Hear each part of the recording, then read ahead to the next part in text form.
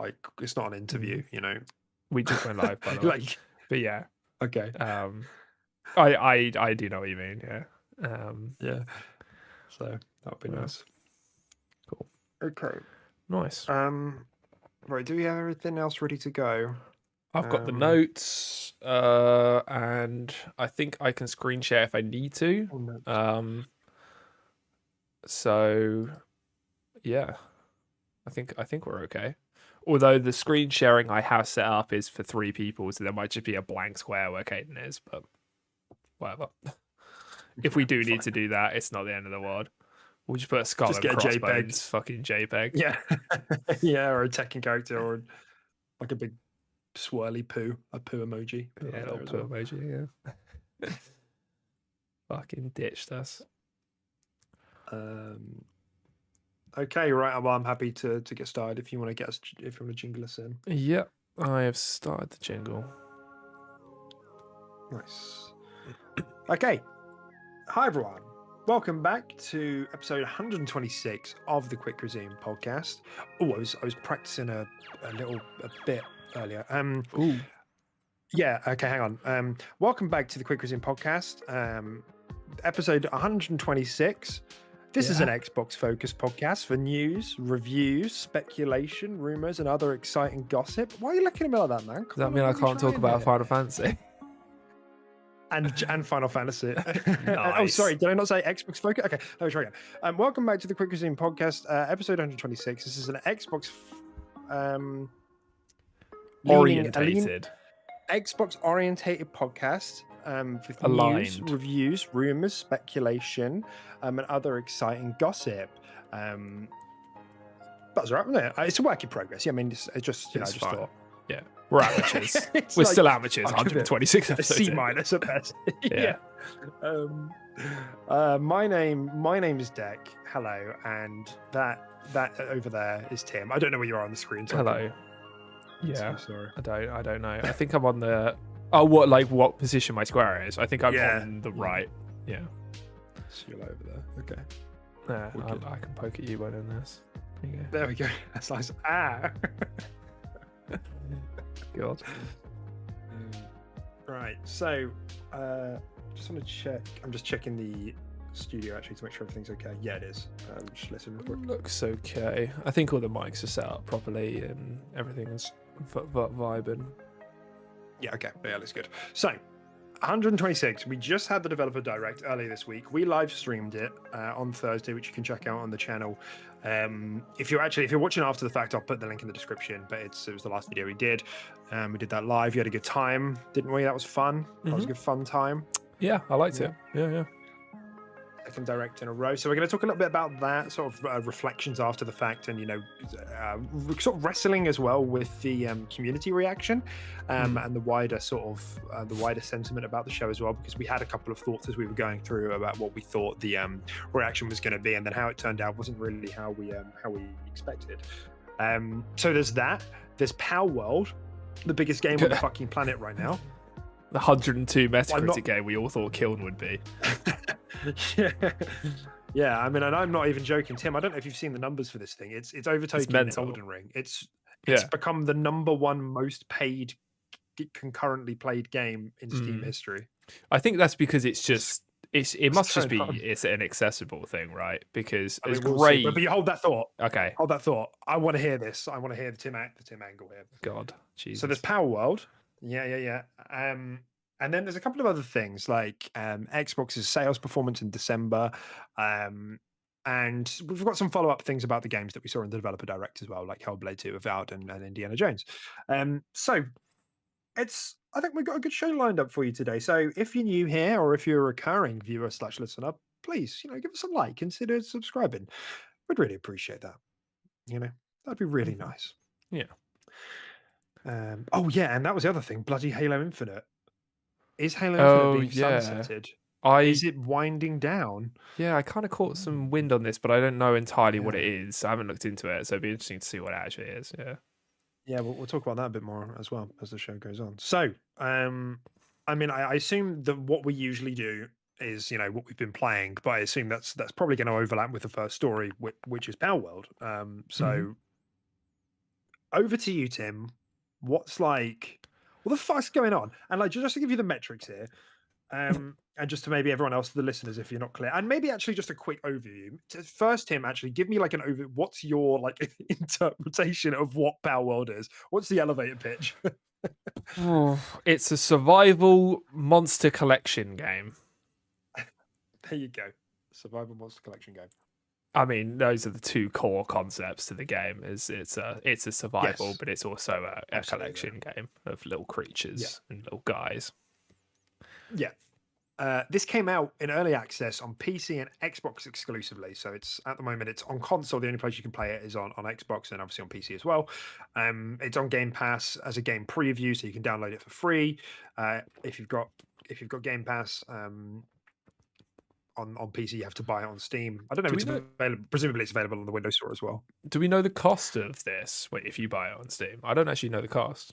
Is it like 30 quid? I think it's $30. Okay, so probably 30 quid. Yeah. Okay. As the conversion goes.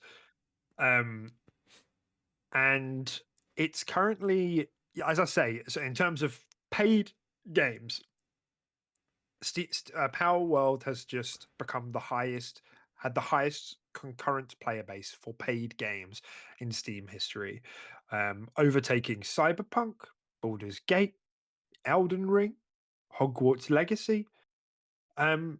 I think that's fucking bonkers, mate. That is bonkers.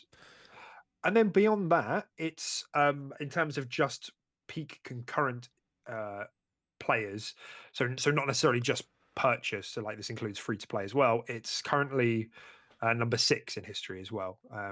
You know, and it's climbing that steadily, which is so weird to me. So we're going to kind of get into that. Like we played it a bit on Friday. Friday night. I tried to play it a bit yesterday, but for reasons we'll go into, I couldn't. But we got a decent chunk in. So I mean, like to kick us off, Tim, like what's going on? Like, firstly, what's your impression of Palworld? Like before you knew it's popped off like this, we were playing it.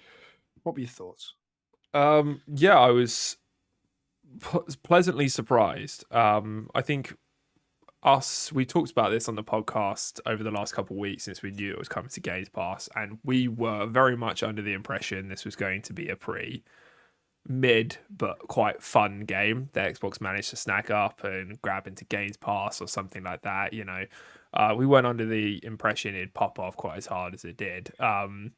So yeah, I mean, my initial impressions going in were actually pretty damn positive. Like right from minute one, I genuinely kind of vibe with the game pretty instantly. It was quite simple to grasp and to get hold of, especially if you played survival games in the past. Maybe if you had no experience, it might be a bit more tough. But I thought they did a good job at introducing players to the systems, giving everyone like a little like checklist in like the top right just to get you going and find your rhythm. I thought was actually quite good. Those constant reminders of things you need to do that are core concepts of the game.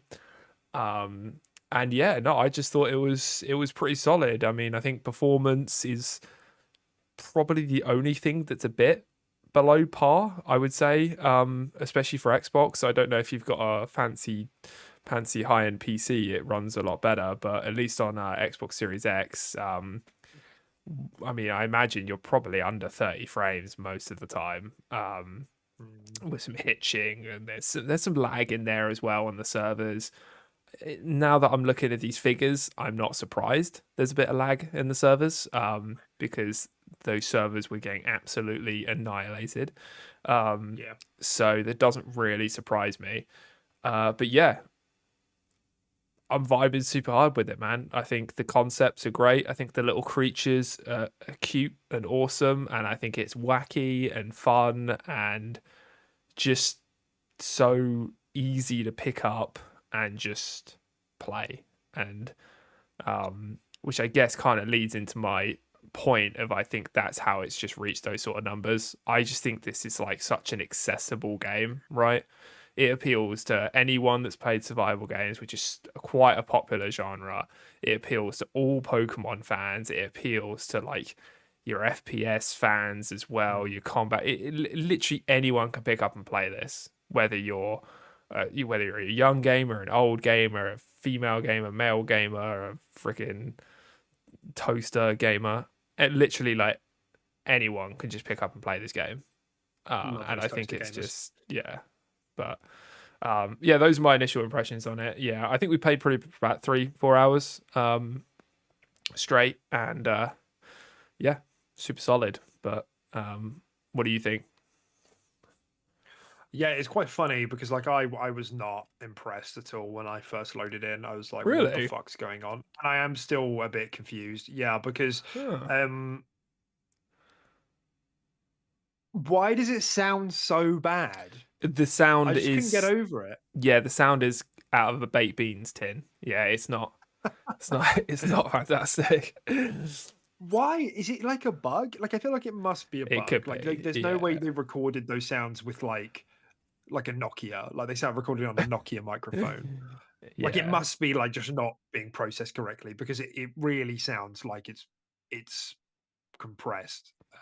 All of the noises, all of it. So it left a really like quite a bad first impression to be honest. And like, I mean, it's in like game preview on Xbox, beta, it's early access, whatever. Like all survival games are.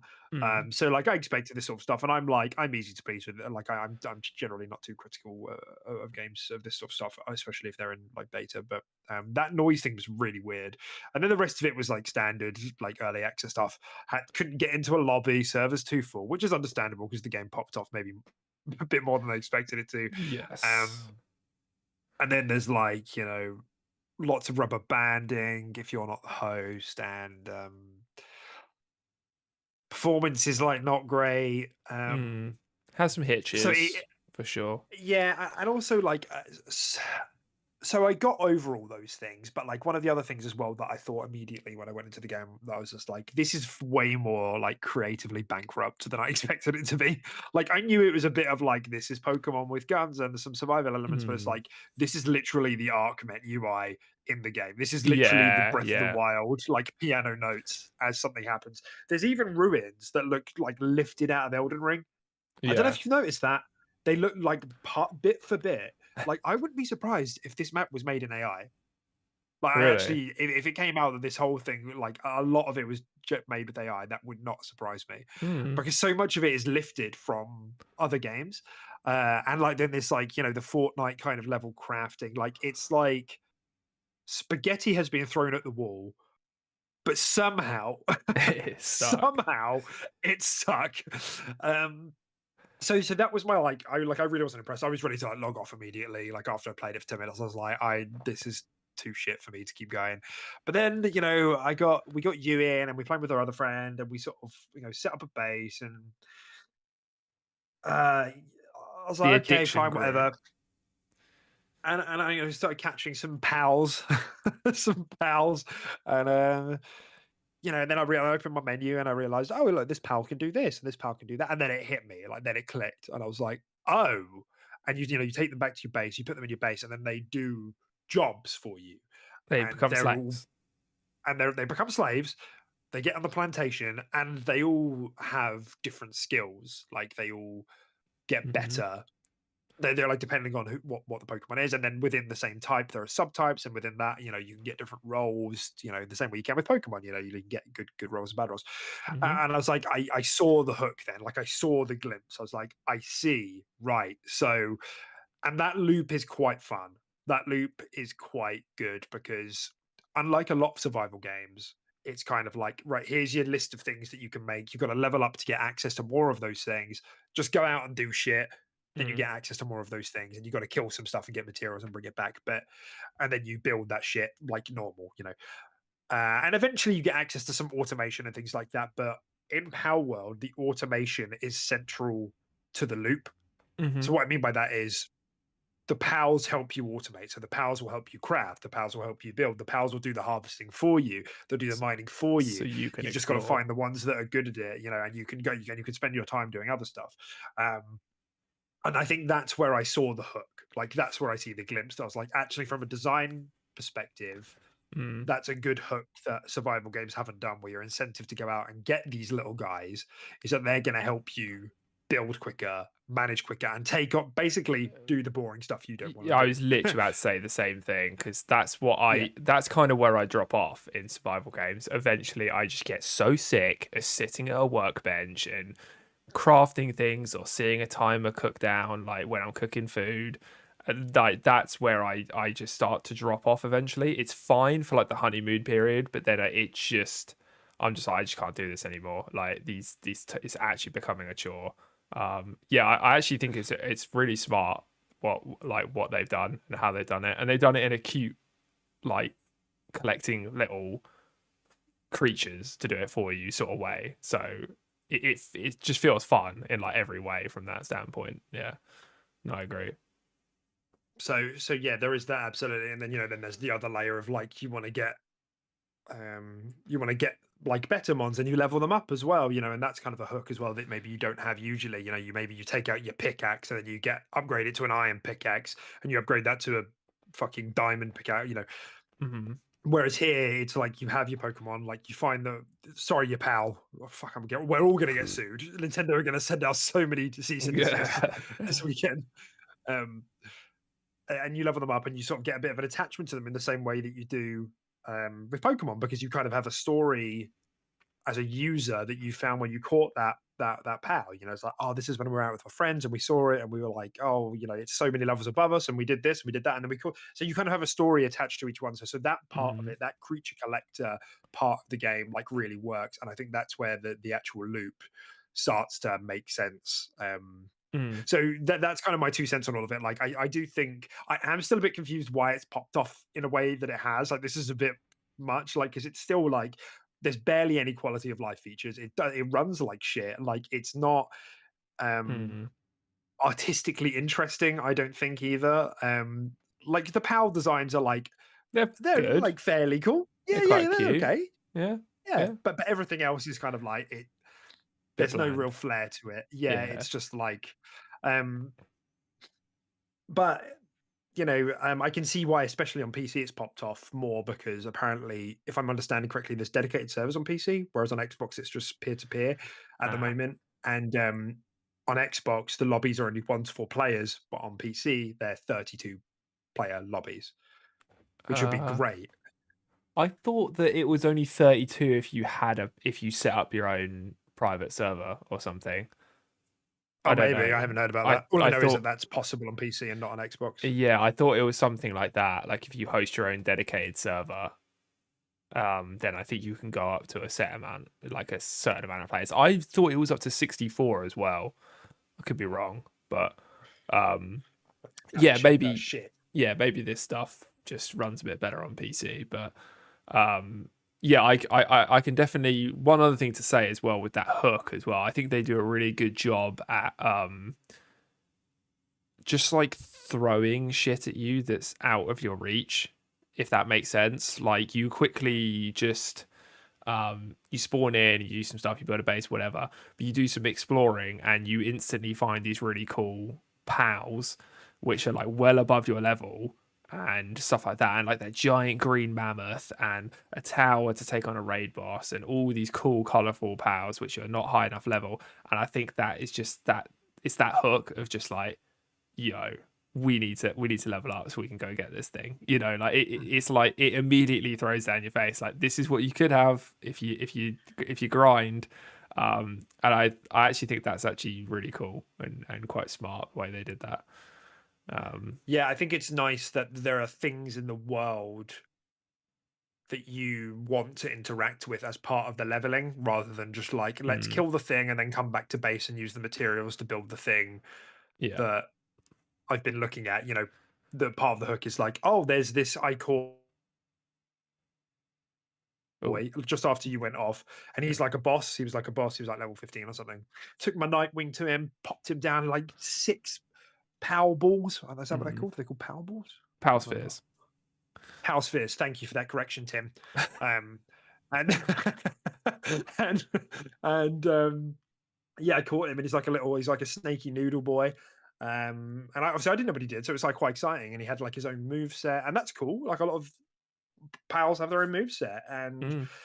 I got him eventually. And there's like a bit of tension to the combat because you don't want to go overkill.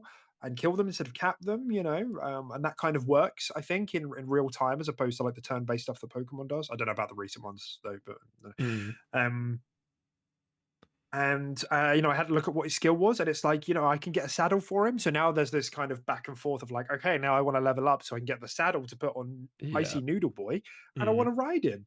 You know, so that Yeah. loop, it does. I'm with you. Like, there's this kind of like I want to explore further to find the things so that I can upgrade the things I find and get better rolls on the guys I find. And like, who knows what I might see? How many pals are there? I don't know. In the pal Mm. deck, I don't I know. think Cap I them have all. heard I think there's like 102 or 106 or Oh, something like that. So a pretty solid amount, like I'd probably say we've seen maybe like 25 unique ones. So we're like a quarter of just everything we've seen, mhm. maybe even less. We've probably only seen like 20. So there's a decent amount to get stuck in with. And like you said, they're all unique and they all have their own like abilities and stuff like that. Um, yeah, I just think it's just really fun, and I also think the game just does a really good job in not taking itself seriously. Like shit, like when it escapes from the ball, and you found it hilarious that it just comes up with a prompt calling it a cheeky bastard or something like Oh that. yeah, yeah. What was Like, that? Yeah, super yeah, that's strange. that's when it escapes from the ball. It does it every time. It just goes, it escaped the cheeky bastard.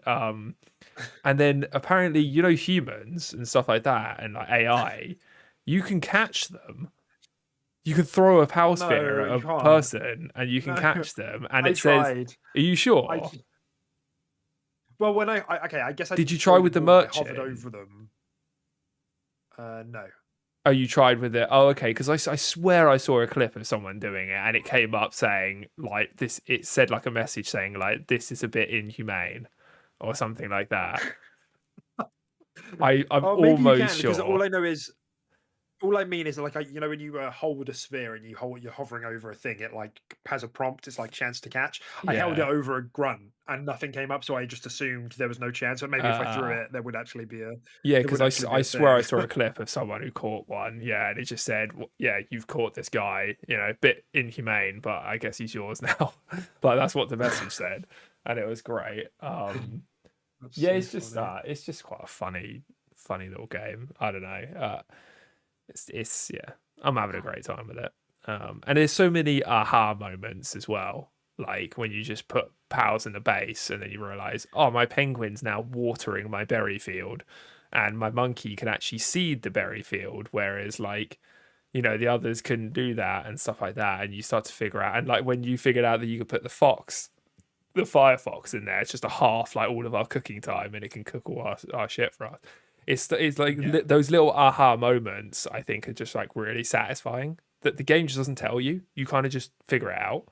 Um, Yeah. yeah, I don't know. It's just got a good hook. Like, no, I don't think the game's incredible, but I think considering this shit's come out of nowhere, it's Games Pass, and you can play it with your mates and stuff like that. I just think it's really solid. Like, I can't complain. If they improve the performance on this game, like it's a really it's a pretty damn good game. Because yeah, they have some cool mechanics in there. I love the catching mechanic too, where they give you the percentage and you can see the percentage tick up, and you're like, oh come on! It's like really like satisfying and like nail biting. It is. It is. It's Yeah. good. I do really like it. So I guess that's it for me. Like it's like the more I played it, I was like, oh, I see the hook here. Like I get it. Mm, Because the game's early access, which is as it is, that's fine. There's loads of things do pull that experience down, but I could definitely see this um having quite a bit of success once everything's ironed out. Although mm. it's just the difficulty with early access, isn't it? Like I imagine most of the player base is going to be gone in like a week or 2 weeks time, to be Yeah, honest. Like I think it's people are like really excited by the premise mm, and the zeitgeist, but there are too many early access things going on that people just will be like, "I'll wait till this is till it's ready." yeah. So, but we'll see. And I think they'll have to be quite speedy with it as well to keep it in the spotlight as well. I think they'll have to be quite quick with their updates, and I think they'll have to keep adding like pals as well to keep that hook going, to keep that exploration hook going. I kind of agree with you. I can definitely see this being a bit of a fad game and actually it dropping off quite quick. But we'll have to wait and see. Especially as I'm not certain of the size of the team that made this either. So can they keep up with the speed of updates that they need to keep people on this game, or is it just going to get stagnant quite quick and people get fed up with the annoyances, like you said? Yeah. And I often, as is the case, like the answer is no. Like, usually early access games can't capitalize on the sort of success they get on day one. It's impossible. Like, the only team that I've ever seen do it is Fortnite, and they like crunch the shit out of that poor team. And they're massive as well, Epic, so like they Mm, could do it. And that kind of gave them the momentum they needed to get to where they are today. That was like crazy. Like, do you remember that when like that game launched and it was like an update every like few fucking days they were adding a new piece of content? It was crazy. it was pretty nuts. Yeah, yeah.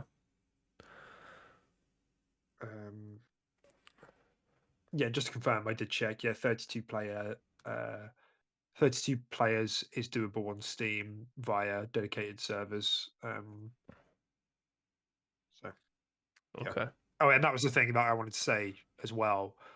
Nothing. If you go to a different server, so say you've got some friends in one server and some friends in another. If you go to a different server, you carry nothing across. Mm. It's your character isn't account bound, so you have to make a new character. Not even your stats carry over, Oh, I um, see. let alone your team of pals. Which is just a real bummer. Like I wanted to play it yesterday, but you weren't on, and we have a server, and there's just no point. Me, I was like, but I'm not going to start from scratch like in someone else's world. Mm-mm. So, and then because on Xbox it's only four, up to four players, it's Mm. just like that is a bit of a bummer because we have a bigger friend group than that. So we're pretty Yeah. popular, I suppose, is what I'm Well, saying. we're very Yeah, popular. Yeah. It's so crazy to see that number like on the Steam charts. isn't it? Cyberpunk It's just like, what are you 45,000, doing here? Elden Ring Like an imposter. 71,000, Palworld 1.1 million. Like what What the is that? fuck happened there? That's so crazy, dude. God. But yeah, so that's Palworld. We're having a good That's time with it. Palworld. Everyone else is having a good time with it. You're probably sick of it. Yeah, It's decent. It's decent. absolutely. Yeah, I do wonder how it's faring on Xbox. The majority of the player count seems to be on PC. I haven't checked actually. I can have a look on Xbox most played. But so there is something quite interesting here, I suppose, which is kind of Power World adjacent, but kind of related to like why do we think this game has had so much success? Because like for a while now, it's become a bit of a punching bag of a joke that survival games are like the early access, like the genre that gets early access and then dies later. With Yeah. with a few exceptions, like something like Subnautica, which really had its own success, and maybe Ark as well is probably another example. Mm. Uh, but there have been so many. But this, another one comes out in 2024, and then everybody's like ready to dive back in. Like, what's going on here? Why do you think? Why has this reached 100? No, 1 million concurrent players. Why? Yeah, I literally just think it's the accessibility of it. I just think Right, Pokemon right, is right. I just think it's just that big, man. Like anything Pokemon adjacent, people just eat up. People just fucking eat that shit. Like even that game you were talking about in our chat yesterday, Temtem, that was really Yeah, popular at one point. That popped off when it first came out. Um, like legit, just anything that's remotely Pokemon related, people just gobble up because I think Pokemon is such a big IP and so many people love Pokemon, but there is so much that people wish Pokemon would do with their games that they hope other games will do. And then when something like this comes out, they're like, this is going to scratch that itch, which I wish Pokemon would do. I wish Pokemon would have like this online sort of feature to it and running around and capturing stuff, which they're starting to get on board with. Um, And I wish Pokemon had like a hard mode. I know that Temtem had like a hard mode to make the game like quite difficult and stuff like that. And then they eventually built in like Mm. a randomizer into the game as well, which is something Oh, that that's people cool. obviously really like. Yeah. All these things have people just coming back and just eating up to just feed off that the popularity of Pokemon and just doing what they do but slightly different. Yeah. Mm. But it is crazy to me because like Temtem is a funny one because Temtem is definitely like more of a Pokemon like competitor. I mean, it's an MMO, but Mm. it's like it's published by Humble Bundle. It released in 2020 in Steam. Oh no, yeah, that's right. Yeah, 2020 in Steam and PlayStation, and then on Xbox. It came out in 2022. But I'm just reading on the Wikipedia page. Temtem sold over 500,000 units on Steam in its first month. Palworld did 3 million sales in the Yeah. first 48 hours. So, like, what's Mm. going on here? Like, I mean, maybe it's just a right place, right time thing. Maybe there's something new enough about Palworld where it doesn't just look like a Pokemon clone. It's like there's guns and it's a Yeah. survival game. And so maybe there's that element. Like, I I wonder, I it's just quite interesting. I do think that attracted a lot of people right through the door was the fact that it's just so fucking weird, and people are just like, yeah, like people literally like, do you guys want to play Power World? And they're like, yeah, sure, why not? I saw in a trailer that fucking monkey had an assault rifle, and like I genuinely think a lot of people would have downloaded it Has just meme because of power. that. Yeah, Yeah. exactly. Yeah, and it creates buzz and it's good content. So for all these people that want to like stream it or do videos on it or anything like that, it's so wacky that it's going to get attention, and it's just going to blow up from that point. So Crazy. It do be crazy. It really do be crazy. And I think you're right. I think there is something to be said about like the creature collection genre not really like they it's the same as like platformers. Like generally Nintendo has such a lock on platformers and creature collectathons that people just don't bother. Like devs mm, just don't bother for the most part because Nintendo have such a lock on it. But maybe there yeah. is also that, it's good timing with the most recent Pokemon's, underperforming, not sales wise, but critically, maybe it's left something to be desired kind of in that Mm, there's kind of a hole there, that the Power World is now occupying.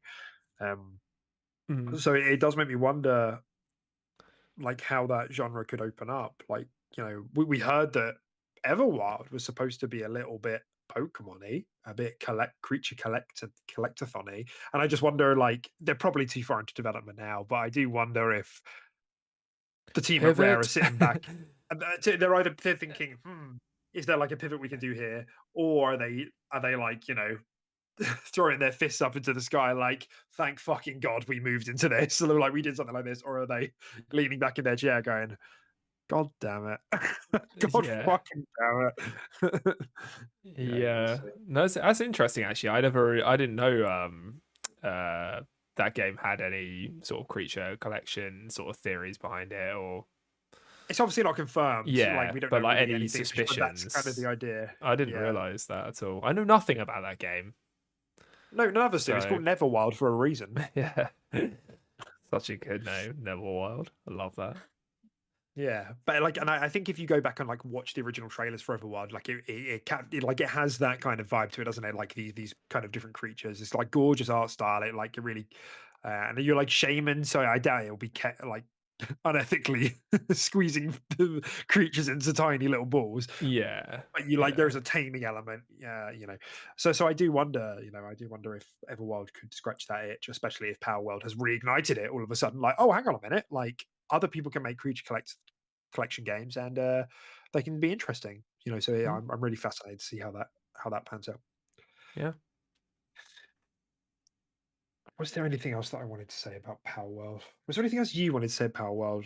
Or are we done on this? Uh, no, I think we've covered it. I mean, like I said, we've only played like a handful of hours, so we're just going off like the general hype of the community and the 4 hours that we played. We might Yeah. jump in it again later, and I don't know, we might try like the raid boss that we wanted to try the other night, but we didn't get around to. So there's still a lot of the aspects of the game we need to experience, but yeah, I mean, for the most part, I think I've said everything I want to say on it. Yeah.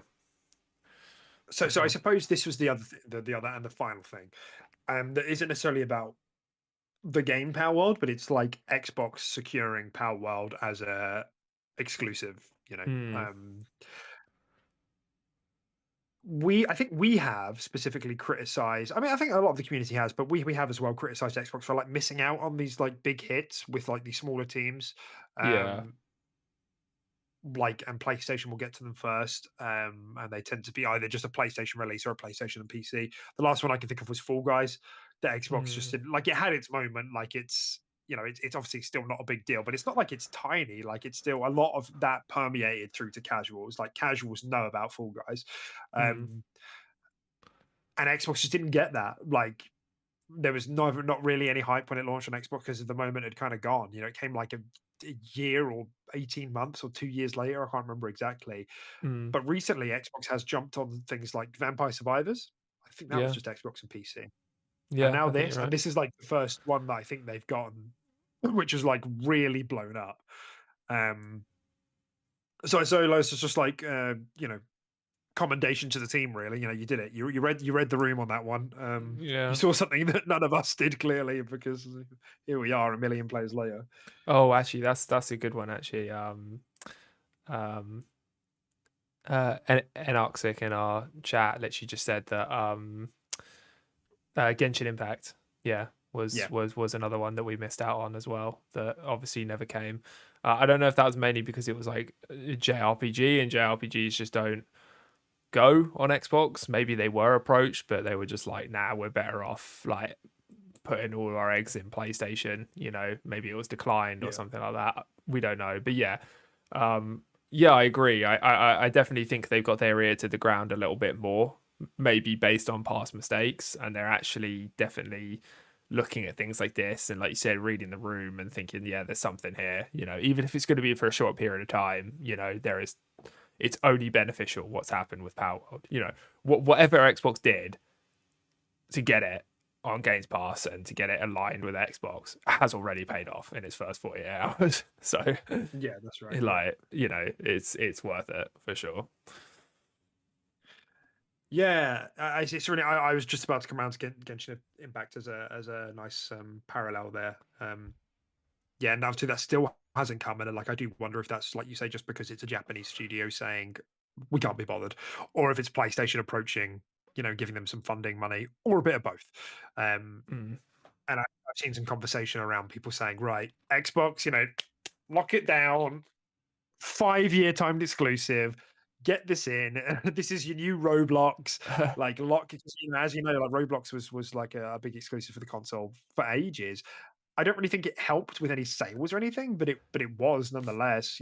These things are case by case, I suppose, and how they perform. But Mm. yeah, I think it makes a really good analogy here. It's quite funny, Tim, because I'm looking at the studio is called Pocket Pair for Palworld. Okay. It's not their first game. You may have heard of some of their other works, such as Craftopia. Craftopia? Have you heard of Craftopia? Sounds like a Minecraft ripoff. This is a ripoff Yes, studio. yes, exactly. It's literally Minecraft in a Breath of the Wild, like vibe. So that's the spaghetti that didn't stick. Um, Correct.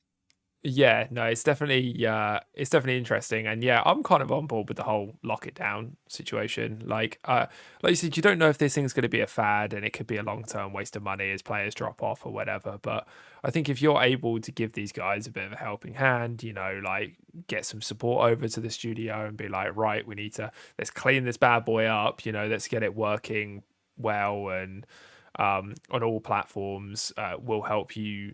You guys do the creative aspect, but we can help you get your updates in a faster cadence and Mhm. get more powers into the game, all that sort of stuff. You could keep this thing breathing and popular for quite a while. But if you just leave the studio, they might be a little too small to maintain the hype for this thing. So yeah. Mm, exactly. So see how it goes. See how it goes. I strongly suspect it's going to be just one of those games with a really big splash, and then there's going to be a big drop off. Yeah. Um, but I think it's more interesting of like market trends of like what players want and are still interested. Like I said, like the amount of early access survival games we've got, it's become a bit of a running joke. Nonetheless, here comes another one with just Pokemon, and it's breaking records. So Mm, I find it all quite interesting. yeah. All right, that's Palworld. What an interesting surprise for the beginning of 2024. Yeah. So, worth mentioning, as we move into some of the honourable mentions of the show, Tim, Stalker 2 got a release date last week. I don't know if you saw Oh, that, nice. September No, 5th. I didn't see September that. 5th, yeah, they pushed it back a little bit. I don't think they had a release date, but I think internally they were going for sooner, but they pushed it back So wait, September the 5th. So they got to the second half of the year. September. Okay, so still quite a while. God, this game Took is. quite a while. Yeah. They have been struggling to get this bad boy out, haven't they? Of course, of course. Um, so that's there alongside the Xbox lineup for the year. Mm, Be interesting to see how it goes. I think we both mentioned our predictions at the beginning of the year. Like, I frankly, I'm expecting a low 70s game out of Stalker. It's great that they've managed to put a sequel together for this, like, successor of this older kind of cult classic. But obviously, development's been troubled. And the previews were not looking so hot before. I really hope they pull it together because it's gorgeous and it's like it's got this really unique kind of tone. Obviously, being from um, the guys over in Eastern Europe, so it's got quite a diverse angle that I think Western devs would maybe struggle to capture a little bit. hmm So I'm rooting for the team. We'll see how it goes. Yeah, me too. But yeah, I'm kind of on the same bandwagon as you. I'm probably expecting mid 70s. I mean, when it's first announced, I definitely didn't think that from how it looked. But yeah, based on just how it's developed, and how long it's taken, and the troubles they've had, and so Mhm. most of it not even their fault. So I do feel quite sorry for them. But Definitely. um, yeah, hopefully it still releases well. I might give it a go, and yeah, fingers crossed for the team. But yeah, Yeah. I mean, this is it, and it's exactly the sort of game that you would like love to play as a protest to not play the thing that I want you to play. exactly. Yeah, it's exactly Yeah. that. It's like my new It'll be like Atomic Heart. Hellblade 2 will come out. Yeah, and you'll be like, nah, nah, nah, nah, nah. I'm gonna wait for Stalker 2. I'm gonna play that instead. Hmm. It's Yeah, perfect. no, it's true. It He's has an right. angle. He's called me pretty early. He's getting good at this.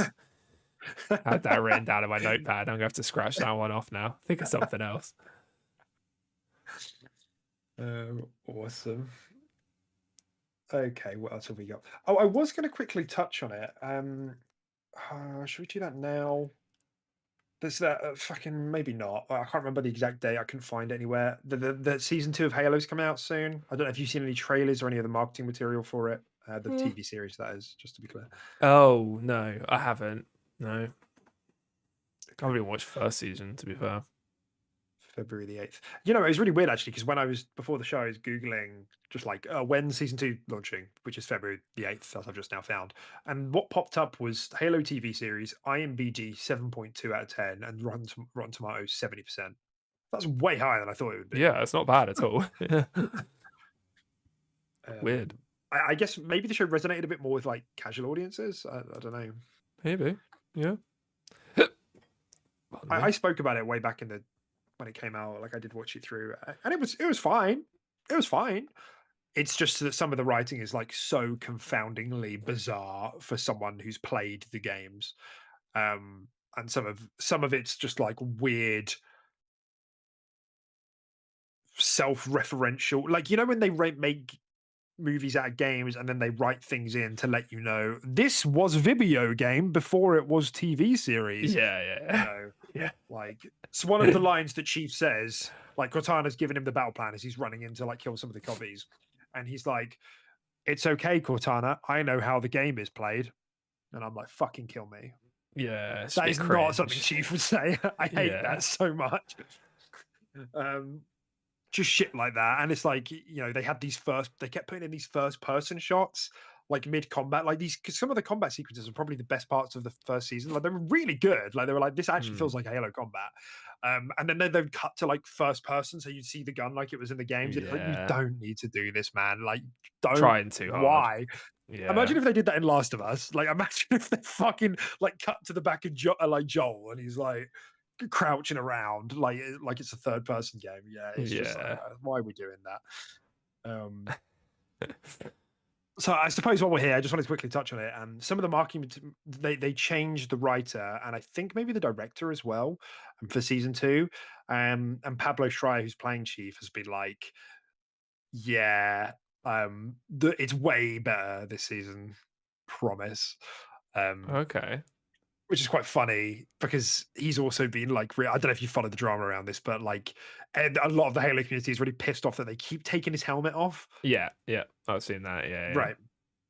Which is like, I think that's fair. And Pablo's been like quite defensive of that. He's like, oh no, because we need it because we want like Chief to establish a connection with the audience. And With the everyone's like, you audience, don't need yeah. to do that. Look at Mandalorian, like look at the games. Like we have an established connection with Chief and we've never Mm. seen his face. What makes him iconic is the helmet Right, yeah. and the So suit. so a lot of the Halo community is like not getting on with him very well. But then like just the other day he had an interview and he was like, I don't know why they wrote me into a sex scene in the first film. I didn't like that. I told them not to. Um, Hmm. and he's like, but just to confirm, like, I think the season two writing is like way better. So anyway, we'll see. I'm not like turbo confident, but like the marketing, Mm. if you actually go and watch the trailer, it actually kind of good. Actually kind of good. But some of the marketing with for the first was also quite good as well. And the show it just ended up being like okay. There was some like cool stuff, but like there was some like bad, like actively bad stuff that made you want to like vomit. Like, what am I watching? Like, what is this? Like, not Yeah. only is this bad Halo, this is like bad sci-fi, and it's just it's just a bit of a mixed bag. So we'll see um where it goes. I'm not optimistic, but if we'll see how it gets received. Hmm. Um, so sorry, a bit of a tangent, but I just thought I'd pop off. No, that's fair enough. Yeah, and that's February 8th. Maybe I'll try and get season one in before then. Do they tend to release this as a here's all the episodes, or do they do it one episode a week? I How did they do think the they did last it one one? episode a week. I think they did it Okay, one episode a week. Yeah. I So like it when they do that, but yeah, um, maybe just wait. yeah, I might watch season one though, but yeah, no, cool. I mean, if it can bounce back and if it can improve, then great, because as we all know, that might help bump up the numbers in Halo Infinite as well, because these things do have a knock-on effect. Not that the Halo Infinite numbers need bumping up. I'm not saying they're low. They're actually, they've been solid for a while, but like it will just have that knock-on effect, right? So Yeah. So I suppose while we're here, we might as well talk about yeah, Infinite. yeah, let's do it. So so what happened was there was a community stream the other day, and they were posting on their socials. They're like, "Come join us to see what's next for Halo and HCS." The Halo competitive scene. I think that's the abbreviation. Might be wrong. Hmm. Um, and everyone there was like a bit of concern because everyone was like, "That's weird. Why have they not just put like season six preview?" Being that we're just in season five, best season the game's had so far, brought quite a lot of the player base back. Didn't get into the top echelon of the player counts across Steam and Xbox, but it was healthy for sure, and there was a lot of good sentiment about the game.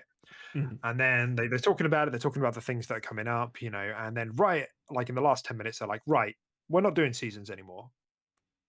Halo Infinite's not getting any more seasons. We're just doing operations now. We're doing like more frequent operations, which the new thing they've already been doing.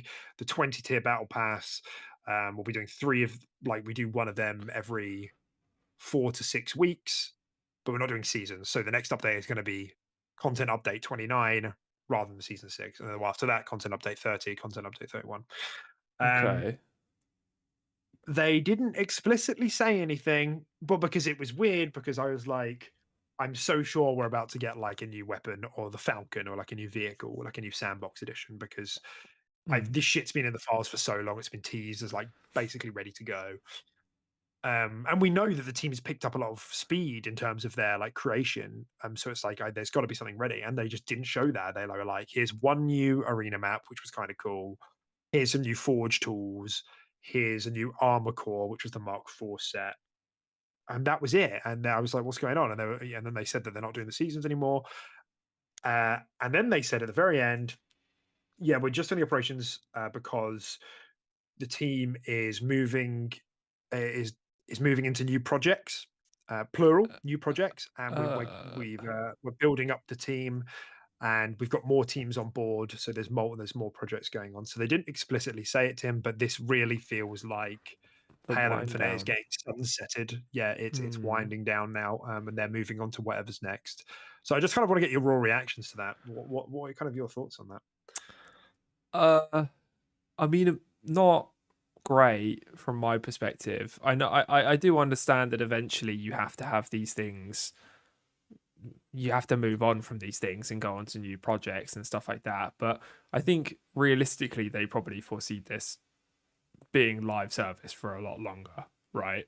Like, surely, they must. It must have been quite a tough call to make, but and for me especially, of I've only started picking up the pace in Halo Infinite recently. You know, I basically did season one and played that a lot, realized the game didn't really have anything in it, and I've actually only come back in season five, so I still have so many battle passes to complete.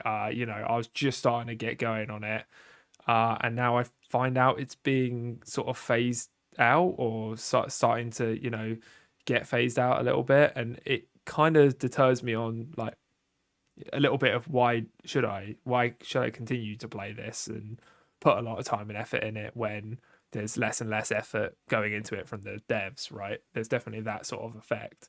um yeah, it doesn't sit immediately great with me. And does that just mean that all these 20 tier battle passes and operations, because they had the whole thing where it's free if you do it within the time period. So does that mean there's no paid battle passes anymore of any Yeah, kind? Everything moving forward can be free if you do it within the time period it comes out in. that's right. Okay. Yeah. All right. Yeah, I don't know. It's really hard to say. It's quite a weird shift, and I don't really know quite how that's going to work. But um, I mean, maybe it's a good idea because it definitely keeps people coming back, right? Especially in those time periods for people to, whether or not they just consider it their value for money, you know, because they have to complete it within that point. But it does, I guess, it does keep that user retention maybe a bit better than a battle Mhm. pass does. But I Yeah. don't know. Yeah, I mean, this is the thing, man. Like, it's not like they weren't explicit about it, obviously, because they're not going to say out loud we're winding down development on Halo Infinite because that's going to stop people playing altogether. Mm, And it really seems that they're like, because the Forge stuff they added is quite cool. They added like whole Covenant kits and Forge kit, Flood assets, you know. So it seems like they're starting to be like, okay, you guys make the rest of the content, sort of thing. mm, We're moving into other things. That's what it feels like. I mean, maybe I'm wrong, but like I would have, if I'm just so surprised there were no like bigger additions here, like big marketable additions, like and like how are you meant to market content update 29, content update 30? You know, I guess the counter argument is that you know, Master Chief Collection did the same thing, and that kept going for a while. But again, like a lot of the additions were like cosmetic stuff, mm, and overhaul and like system overhauls, like how Infinite's still doing its networking, you know, and that's like why give up on it now? Like you're right. I feel like you're right on the cusp of like one more year, and I think you know you're right on the cusp of something really good here. You know that they're confirming that they're doing a match composer, you know, so you can search for exactly what you want in mm, the thing. But again, like, what's the point in that if the player population is about to become nothing? It's so you know, I don't know, man. Like, I've got mixed feelings. Like, I kind of hope I'm reading this wrong, but that seems to be some of the speculation.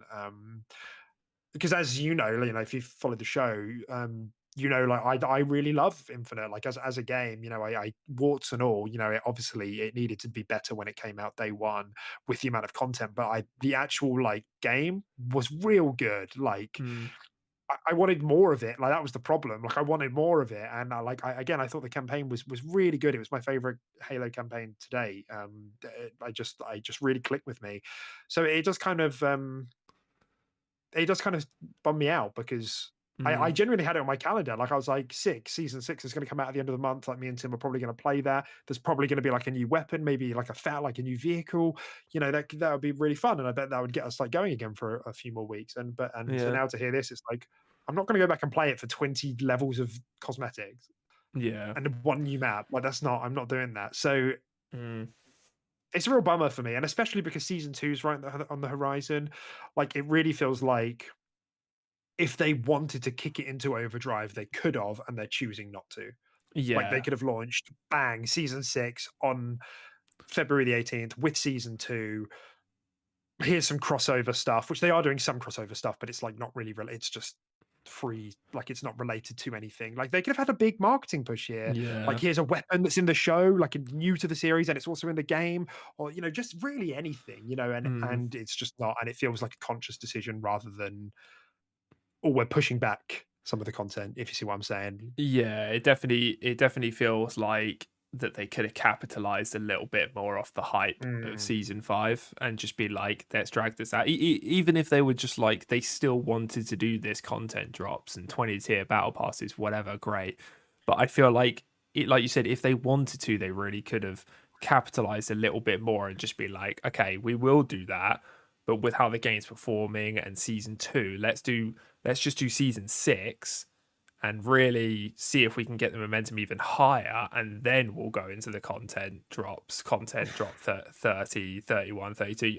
Even if they just delayed it another season, you feel like, but yeah, like you said, they kind of just chose not to, which really gives the impression that they are ready to focus and prioritize other projects. It definitely gives that vibe without them saying it, which in itself is exciting, right? Because new projects from 343 is going to be more Halo, whether or not it's weaving in. I don't know what's happening with the Tatanka stuff. I don't know what's happening with that, especially if mm. Infinite's not We can talk really, about that it actually. might not be a thing anymore. So is that going to, as suspected, be its own like launcher, its own thing, not built into Halo Infinite?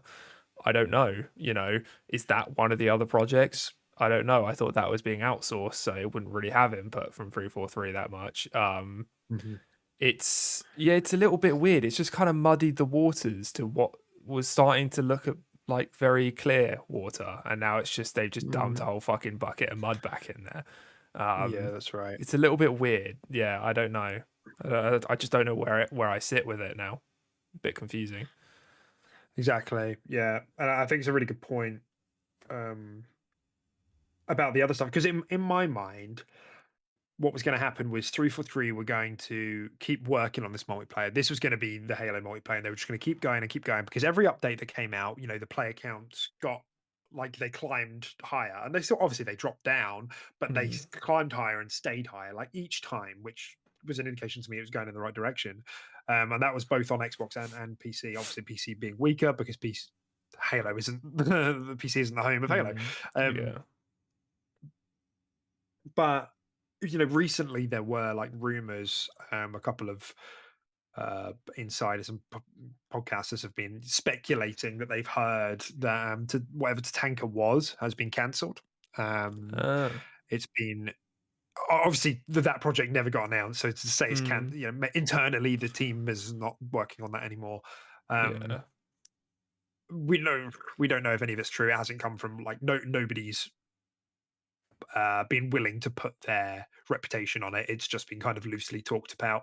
Um, in which case, it would make sense to me that Infinite was supported for a long time, and other teams were working on maybe like single player projects or other Halo projects. Maybe Halo Wars 3 or whatever.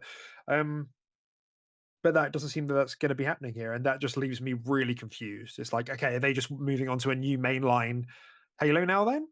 Mm, Um, in which case, like, because then that's a while. That's like 6 years away.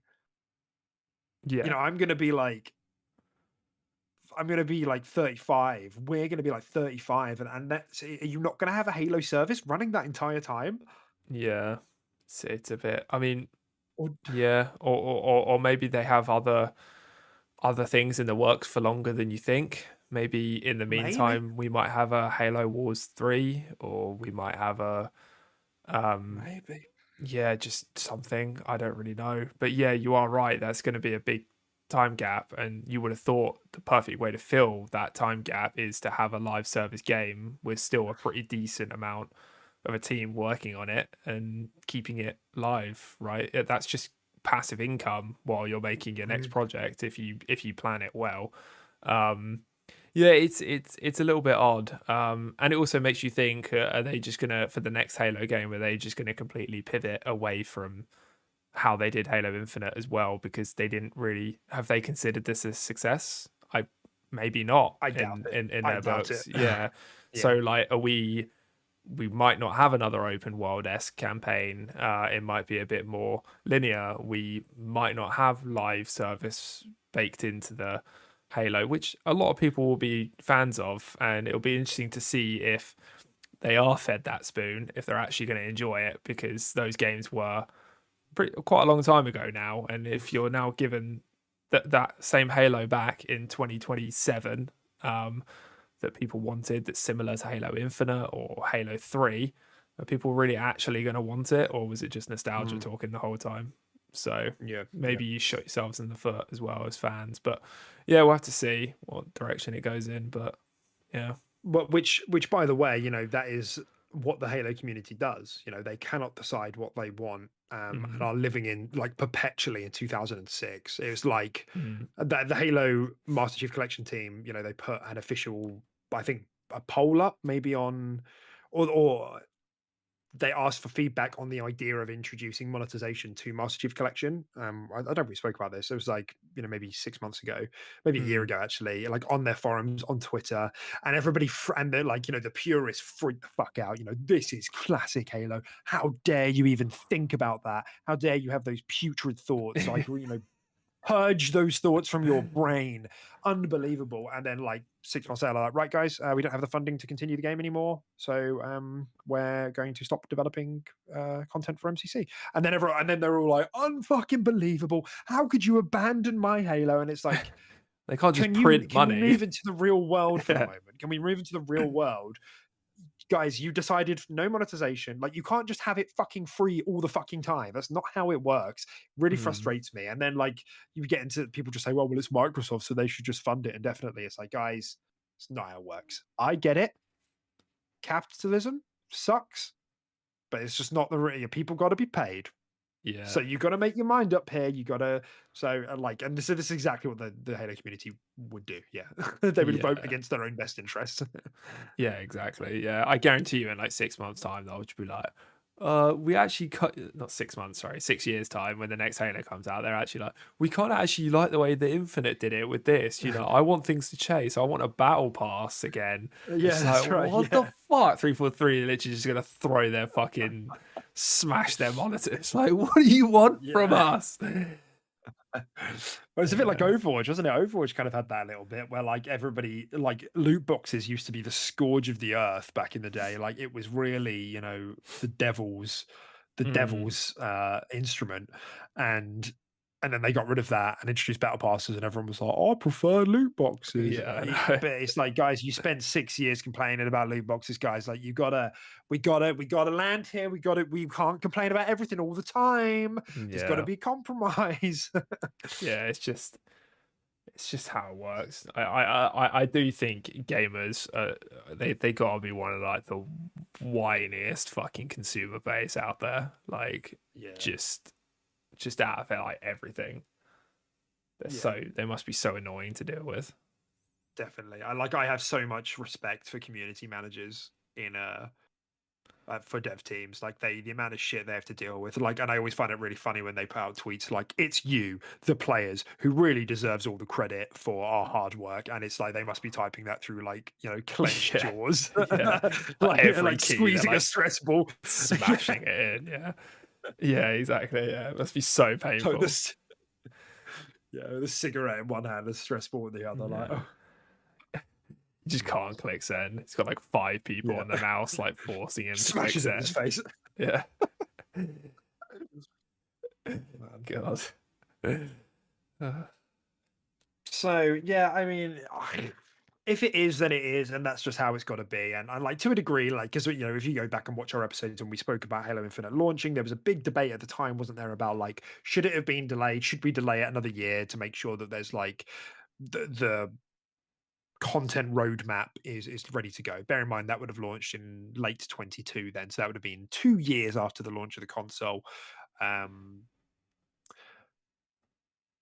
And I think both of us were kind of on the same. Both of us at the time said, "Look, like, I mean, live services do this all the time. They launch, and it was really solid. Like the gameplay was solid. Like there was a good amount in the game. The problem was it just the updates were so slow, like horrendously slow, like historically bad. That was the real problem. And like we had Yeah. that. And so like on reflection, maybe I was wrong. Maybe they should have pushed it back, especially because 2021 actually ended up being a pretty good year for Xbox anyway. Psychonauts Mm. 2 was multi-plat, but it was an Xbox aligned game. Scored very, very well. Game of the year. Forza Horizon came out, smashed it. You know, Mm. did very, very well. Something else I'm forgetting happened in 2021 as well. Aside from like the Bethesda games launching on PlayStation that were owned by Bethesda, but maybe they just didn't need it then. Like I think maybe they could have just spent another year. So you know, I think it's a real fucking shame because I really like Infinite, and I don't know if they're going to be able to or have any desire to duplicate. Like I think whatever Halo does next, it's going to try and be its own thing, and that's great. But for what it was worth, I really liked this revisiting the classic, and like I found myself connecting with that classic Halo in a way that I never did with 1, 2, and 3. Mm. Yeah, no, yeah, yeah, definitely. I think the vibes of Infinite were actually captured pretty well. Yeah, yeah. I just think the issue was the cadence of updates is they kind of just dug their own grave a little bit, and then as soon as they start making momentum, they look to slow down on it. So yeah, some pretty weird choices coming out of them, but I think only time will tell. But yeah, just judging it from the vibe of how they've announced this and what they've announced, it Mm, definitely it kind of gives off that impression, doesn't it? Um, yeah, so we'll have to wait and see. yeah. And I can see Anorexic in the chat. If they can really truly push user generated content from Forge with playlists to show off the cool modes and maps people made, I think that's a good pivot. Husky Raid is so good. Yeah, I mean Husky Raid is really popular, and that's a point as well. Custom games never really took off. Like we played some custom games that were really cool once they introduced AI, but they never popped because it just wasn't really ready. Like Forge Mm, wasn't ready on day one. And I initially didn't think that would be a problem, but because they bungled the multiplayer in so many other ways, it kind of had this cascading effect onto mm, the other game modes, you know. So again, like I think I was wrong about that. Um, so, I mean, maybe anorexic, you know, maybe. And you know, we're speaking about it like it's about to be, you know, they're about to shut the servers down, which clearly isn't going to happen. So maybe there is, you know, ample opportunities. Maybe they are going to maybe they're actually just pivoting their focus into delivering more content than necessarily cosmetics. But it wasn't the impression I got from the stream, and that's the problem. That they haven't solidly committed to anything, and that like Tim said, it's kind of muddies the waters and doesn't fill me with hope. But you know, we'll see, and maybe it's for the best. You know, the team seems to have finally hit their stride. They had a complete management rework, and I think that leads me on to the second part of the topic with Halo for like future Halo projects is what they said, you know, plural. And I'm mm. just curious, like Tim is there. You've been given, you know, you've been brought in as the Make a Wish kid, and Philly Spencer sat you down and he's patting you on the head and he's put a little hot chocolate in your hand and he said, "Look, buddy," and he's crouched down to your level and he's like, "Look, buddy, the floor is yours. What would you like us to make with Halo?" What do you say?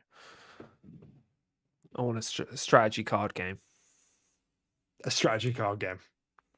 You like play Chief down like a legendary Chief. Yeah, Legendary. And yeah, he's it'd be like, sick, man. yeah. So he plays the soundbite. He's like, "I need a weapon." Yeah, And then like plasma exactly. pistols float into his hands. Yeah, no. I mean, obviously, I would like that, but no. I don't really know, to be honest. I I would literally just be like, I just want Halo 6. Like, Yeah, you just go for another yeah, main line. yeah, just another main line. But like, obviously, I would quite like some. I didn't mind the way they did it, where they had the multiplayer and the campaign separate.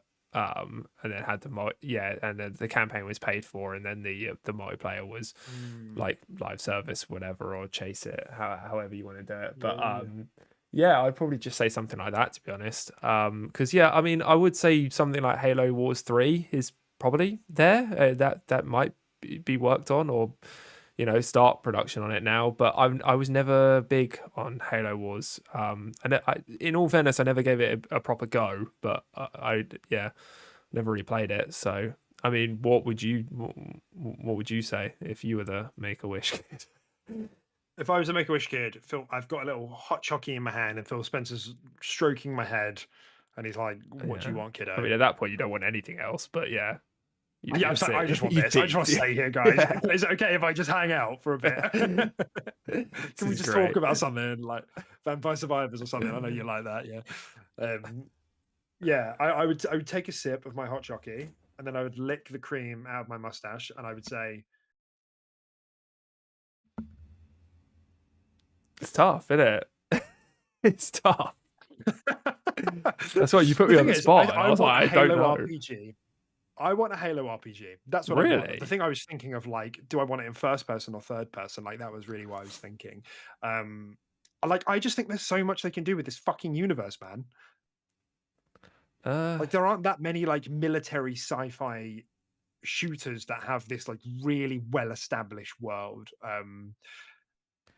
Like, give me a fucking coalition cover shooter where I'm playing as like a new type of Spartan yeah, and I'm that doing could be kind of shit. cool. I'm this hyper mobile, like Yeah, what was that game? give me like a Singularity. Dynasty Warriors vibe game, where he's got What, fucking like a hyper? he just takes Yeah, out that like would be funny. fucking hordes and hordes of Covenant and shit. Like, That'd be hell yeah, so yeah, let's cool. go. That'd be so cool. And you third Yeah, unless you're person, so you playing as a just do it. brute. Yeah, or you're just playing as Chief, man. Yeah, that'd Could be also chill be like kind of cool. that. But yeah, like a wave Yeah, based, yeah, like Left 4 Dead esque maybe co-op survival through an ODST, like Left 4 Dead style. Drop in yeah, 4-player co-op, complete the level, Covenant everywhere, Flood everywhere. Oh, yeah. Flood, Left 4 Dead style Halo, yo. Yeah, there's a lot that The can be done opportunity is here. Give me there. that hot chocky wocky. Refill me, Phil. We got work to do. Yeah, it's just like there's so much, and I suppose the easiest, like Halo Wars 3, whatever, do it if you want to do it. Like nobody's gonna care that much. Sorry, they won't. Like, I mean, unless you make it XCOM-y, then people might care. Yeah, that'd be cool. We'll Yeah. see. Or Um, Marble Midnight Sunny with like cards. That'd be cool. right. I think that has like a bit more of a mainstream appeal there. We'll see. But like, I Did think the sell well though. easiest answer would be like a first person, like story driven Halo universe game.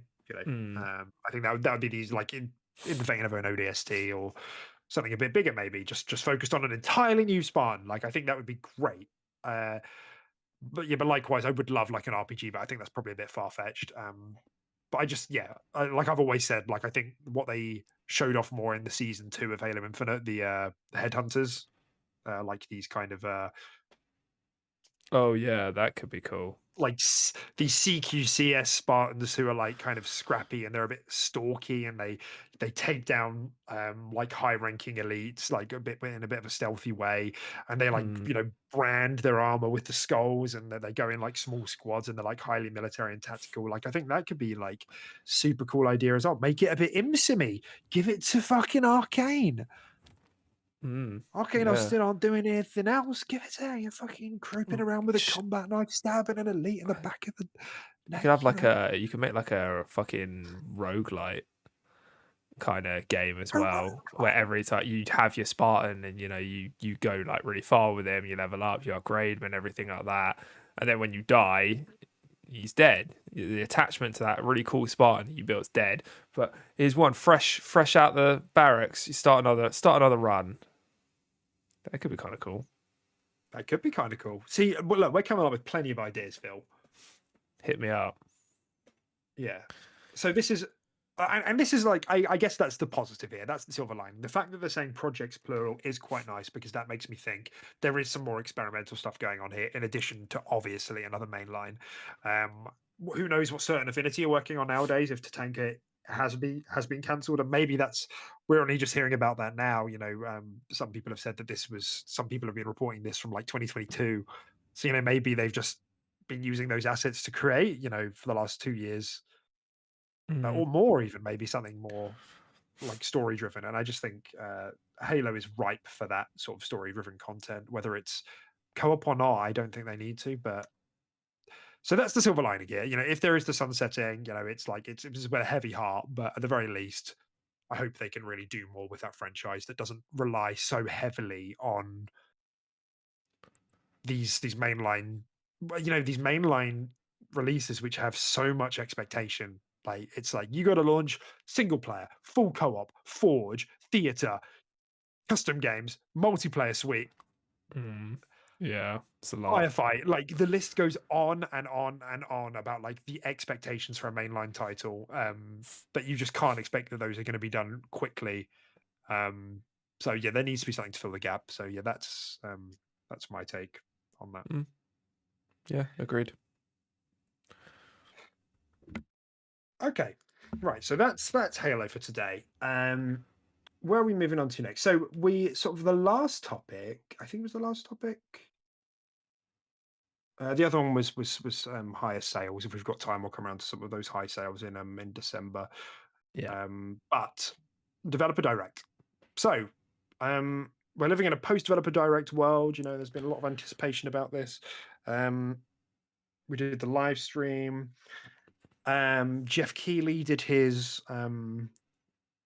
Twitter poll. How would you rate today's direct A, B, C, D? Last year, B was the dominant rating with 30%, A at 24, C at 21, and D or below at 25, which is a bit of a troll. Mm. This year, A was the predominant rating at 36%, B at 33%, C at 17%, or 14, and D at 14%. Hmm. So generally, the sentiment feels pretty good. Tim, I just wondering, like, if you've got a sense for impressions here, like community sentiment, gamer sentiment, like how's it been on your end?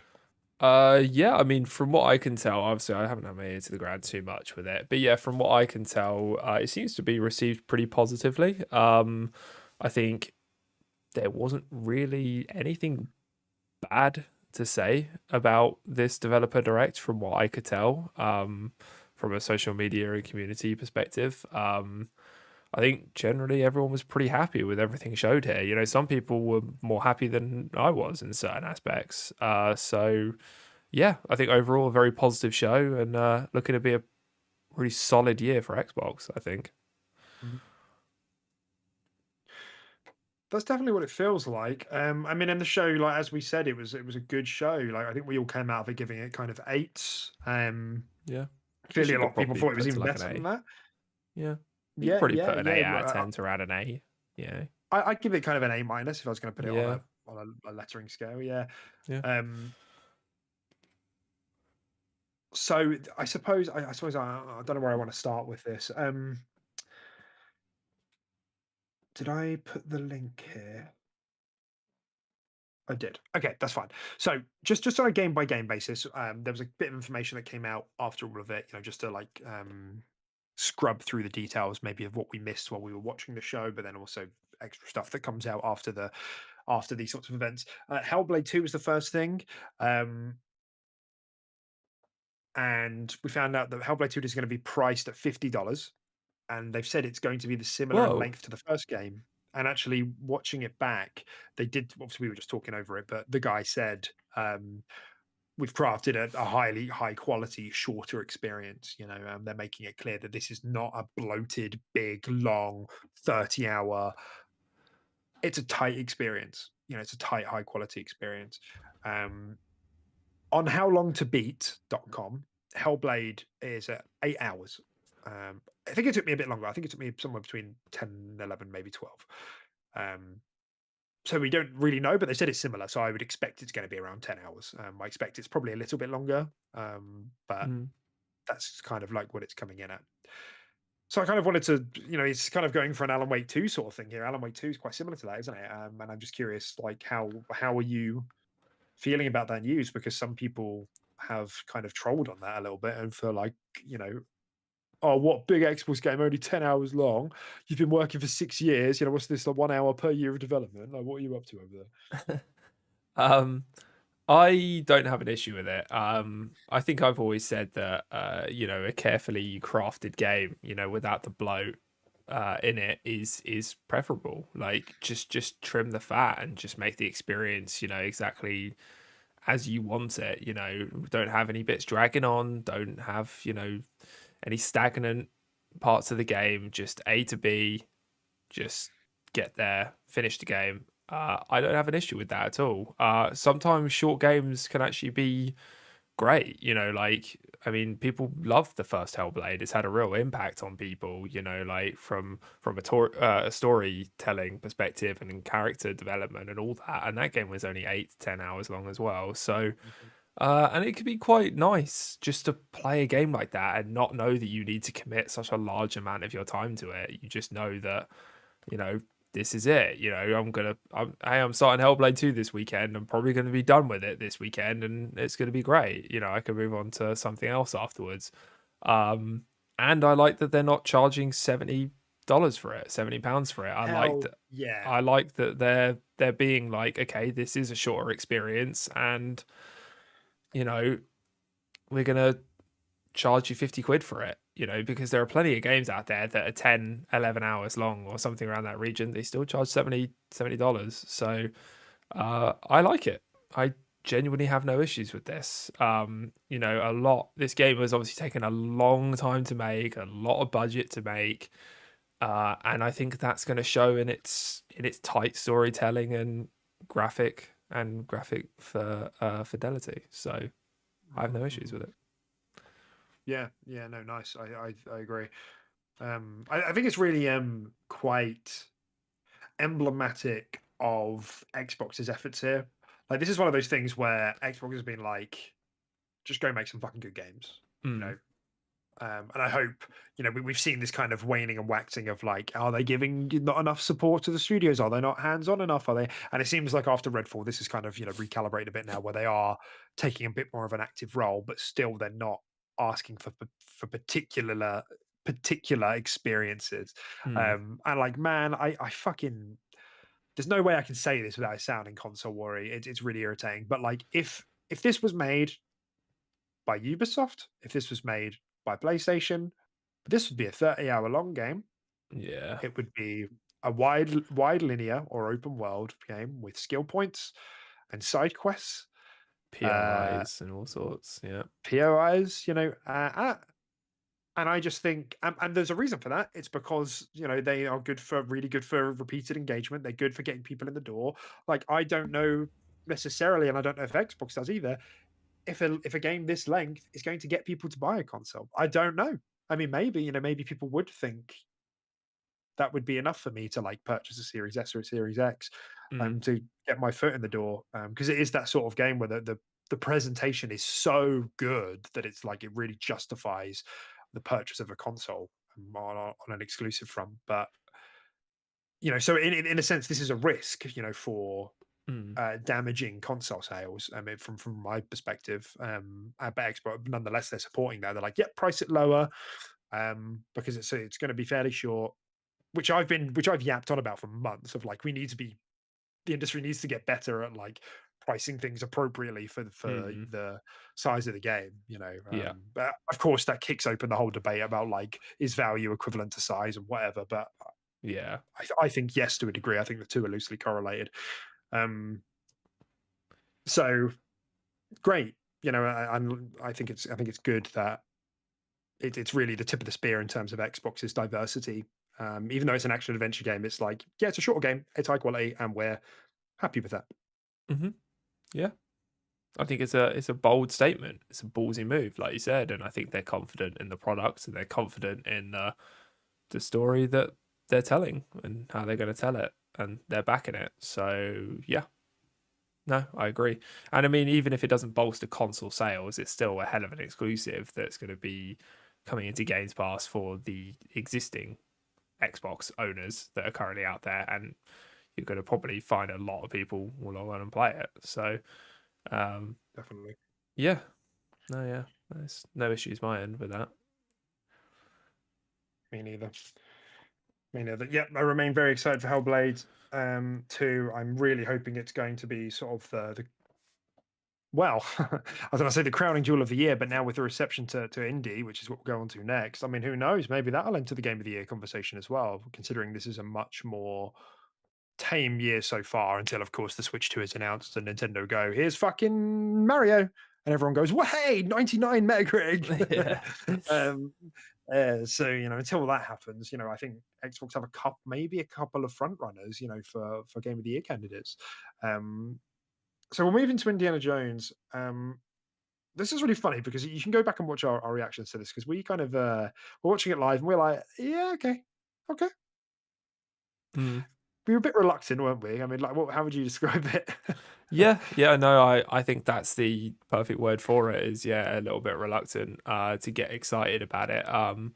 I've since watched the trailer back again in 4K. I've actually watched it today. I showed my brother it while I was over on the big TV, and yeah, I still think it looks good. I think it looks like a good game. I'm still not 100% sold on it. But one thing I can take away from it is they definitely have captured the whole indie thing. The whole you're an explorer, you're a fucking, you're a cave diver, you go into your ruins, um, bit of puzzles here and there, fun combat, makes you feel like you're indie. And just good adventure vibes. Like, yeah, and like even when I showed my brother that, he was literally just like, I was like, so what do you think? He was just like, yeah, looks like it looks like it'll be fun. He just used the word fun. Like, and I think it does capture that spirit of indie quite well. It just Mm, didn't wow me from a technical standpoint that well either. yeah. Like I thought some of the combat looked a bit janky, a little bit not, I don't know if dated's the right word, but um stuff we've seen before, but a little bit worse. Yeah, a little bit jank. I thought the faces didn't look fantastic. I thought Indy's face in particular actually looked the worst out of all of them. Voice acting was good though, but yeah, I think overall I'm pretty lukewarm on it. Like I'd give it like a B. Like if I were to rate Mm, the game, I'm not crazy hyped about it. I'm not. It's not in my pre-order cart. I'm not ready to go. I'm not giving it an A or anything like that. But mhm, yeah, decent. And I like that it's going in its own direction away from Uncharted as well. I will say mm. that. And I commented on that as well a couple of weeks ago on the podcast where um, I was just like, it could bring in a lot of Uncharted fans, but I did say I hope it's just not a straight up clone. It's just Uncharted, but you have a cowboy hat and a whip. So it's nice that they're doing that. So yeah.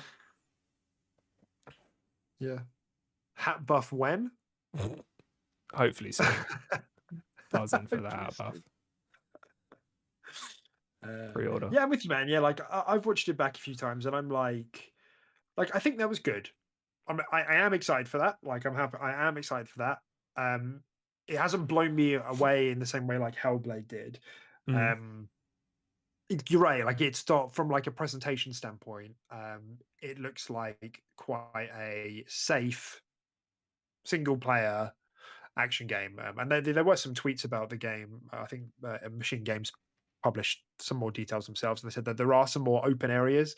So there are more details here remains to be seen. But the more I watched it, the more I did sort of think, oh, actually, I think, and I think I said this during the reaction as well, that like, oh, it looks like there's actually quite a lot of flexibility in this in the combat as well.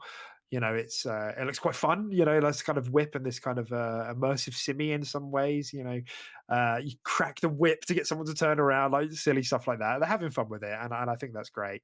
And like you said, like they absolutely did nail the tone, and like I felt like I was watching like an official Disney Indiana Jones production there, and that's mm, that's really to capture.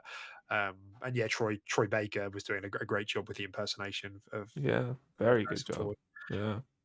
Um, so they definitely capture the spirit. So that's quite funny because then I come away and I'm like, the internet's going to react weird to this, like and it's first person, so like, people are going to like react really strangely to this. We Mm, close down the direct. I have a quick look on Twitter, and everyone's like, "Wow, holy shit, Indiana Jones, it's stunning, incredible, like amazing, like a real Xbox has a hit on their hands." And there's like all of this stuff, like all of this it like goes viral, like it's reaching to people who don't usually game, like in a similar way that Hogwarts Legacy did. Like it really did. Like it Okay. started breaching that barrier a little bit. And then Jez Corden reported, he tweeted about this, that Microsoft internally or Xbox internally were tracking like really high. I can't remember his exact words. I don't want to misquote him. I don't think he said record high. I think he just said really high positive sentiment, Mm. like on their data and everything. Like the sentiment's really high after the direct, and it seems to be quite highly, quite closely related to this. So it's, as much as we came away from it like, yeah, okay, cool. Everyone else came away from that like buzzing. Everybody was like really excited for that, and I It's think, really interesting. it is interesting, isn't it? Like, what is it? Like, what is it about that? What did we not see there that maybe a lot of other people did see? Because it does make you realize, like, we're in a bubble here. When we're talking on this podcast, like we're in the QRP bubble. What's everyone else Mm. thinking? That really. I mean, what do you think? Do you have any thoughts on that at all? No, I mean, quite surprising that it got the reception that it did, because I mean, I don't think it's a bad looking game. I think we could both agree it looks good, it Yeah, looks yeah. fun, and yeah, like you said, I think it looks like a great indie experience. But like, yeah, I think there was enough like jank there and enough stuff that we've seen before that I wouldn't have expected the internet to kind of explode over something like that and Same. actually Yep. really Same. be quite positive about it. So I don't know, maybe there's more weight to just the IP and the character than we think. Maybe we just didn't resonate with it in growing up as much as other people did. I don't know. Maybe just indie's just not it for us in particular, but it is for a lot of other people. But yeah, I don't know. I can't quite explain it, but Yeah. great. I'm not going to complain. It sounds like it's a great grab. Sounds like it's a great idea that has come to fruition and is being made now. So great, a great new little IP to add to the Great. catalog. Yeah, absolutely. And I think, more importantly here, like we saw on that roadmap a while back that, Xbox were starting to invest a bit more in licensed products. With the Blade reveal, like similarly went viral. Yeah. Mostly for the wrong reasons of like, is it exclusive or not? Whereas with this, they plastered at the end of it Xbox Game Pass and PC. And although that doesn't completely rule out the possibility of another launch, they didn't use the word exclusive. It seems safe to say that that's going to be the case. Mm. Um, so, and obviously we saw in the documents from the ABK course that court stuff that they made it exclusive. So I hope that they're tracking like the significance of things like this. Like even Indiana Jones, which like until the beginning of this week, everybody was saying that's a dead IP, the movie's flopped, nobody cares, and Mm. then this happens. Like clearly people's connections to these IPs gets retained, and even maybe in some ways it gets boosted if properties are bad in the other area. Like, you see what I'm saying? Like, because recent movies have disappointed, maybe people are like craving, like, yeah, this is hitting the spot. Like, this is really, Mm. it's like younger Indiana. It's between the original trilogy. It's canon. It's like it's really hitting the spot that the recent films didn't. And so, in a way, it kind of creates more hunger for it. It's this transmedia thing that a lot of games companies are shifting into, and I hope they're taking note. I really do, because like this is the shit that gets people in the door for not just your console, which I know they care less and less about, but for Game Pass, people are going to subscribe to play Indiana Jones. Mm. Yeah, no, yeah. I completely agree. Yeah, I do think there is that whole, yeah, maybe it's just hitting the nostalgia a little bit and going back to basics of when indie was good and when indie was its most popular, and giving off those similar vibes that is obviously resonating a lot with people. Yeah. No, I mean that must be it, right? Because not I don't know. Maybe I'm just looking at it through my Tim tinted lens, but it didn't seem groundbreaking in its gameplay and its graphics or anything like that, to the point where it's like, oh my god, wow, incredible, an absolute smash hit. So there must be some weight to it through the IP and just the way it's being presented. Um, I think so, but either way, I'm very happy for it. I'm excited for this game, and I'm excited to see how it turns out with more polish. You know, I'm sure they're going to polish up all these little things, like the little bits of combat jank I noticed, and the faces as well, and stuff like that. And you know, it might turn out to be a pretty cool game that I end up loving. You know, when I play it in Yeah. 2028, because I don't play first party games until they're dead and He doesn't gone. play them until I pass away. Yeah, yeah, great. So, and I think so. This is a really nice segue, because what Tim said there, I think reflects all of our views. Caden as well, even though he's not here. Coming Going into the like watching the presentation, then to my fucking surprise, all those things you mentioned, Tim, I'm not seeing anywhere. There's no mention of the fact that the combat looks like it looks varied, but like it's a little bit, there's some stuff that looks like a little bit off. Some of the faces look a little bit off. They look mostly good, but like a little bit off. Needs a bit more Mm. work. And it's at the end of the year probably because they just said coming in 2024. Um, to my surprise, I log off, check online, and everyone's like, "What the fuck's Avowed? It looks like shit. Looks like complete wank. Combat So looks awful. weird. Combat looks dreadful. I actually don't think I can play this. It looks like a VR game." And I'm like, huh? Like I get there was some like double A animation vibes there, like for like you would get from like a double A game. Um, but it's very strange to me that Avowed got really targeted for that, whereas it wasn't picked up at all for indie. Uh, like just in the way it's working in the discourse online. And I know how these things go. It's just it's either you love it or you hate it, and there's nothing in the middle. That's what the algorithm demands. Um, but like if you watch the reaction, man, like for all three of us, we all went in a bit nervous about Avowed, and we were all really happy with what we saw. We all commented like, "Oh, they could do with this. Could do with a bit of tuning. There's a bit, Mm. needed a bit more weight there, maybe a bit of tightening on the animation there." But we were like, "Yes, like this looks great for like a first person combat. There's like this like parrying system. There's like timing. There's like all this different magic. There's this flexibility in the thing. Like visually, what an upgrade from since we last saw it. It looks gorgeous. The style is Mm. really nice. So I was so surprised when I logged off to see everyone be like, "Oh man, like Avowed combat looks really bad." I mean, what did you have you seen this? Like, I haven't. No, I haven't really caught any reception onto how Avowed looks. So yeah, it's that's a little mixed, bit. man. Like Yeah, people are mixed on Avowed. that's quite surprising. I don't know. Maybe it's the sort of bad rap that these sort of Bethesda-esque games tend to get. Like, and Starfield has come off a pretty negative impact for this sort of thing of having its combat a little bit dated.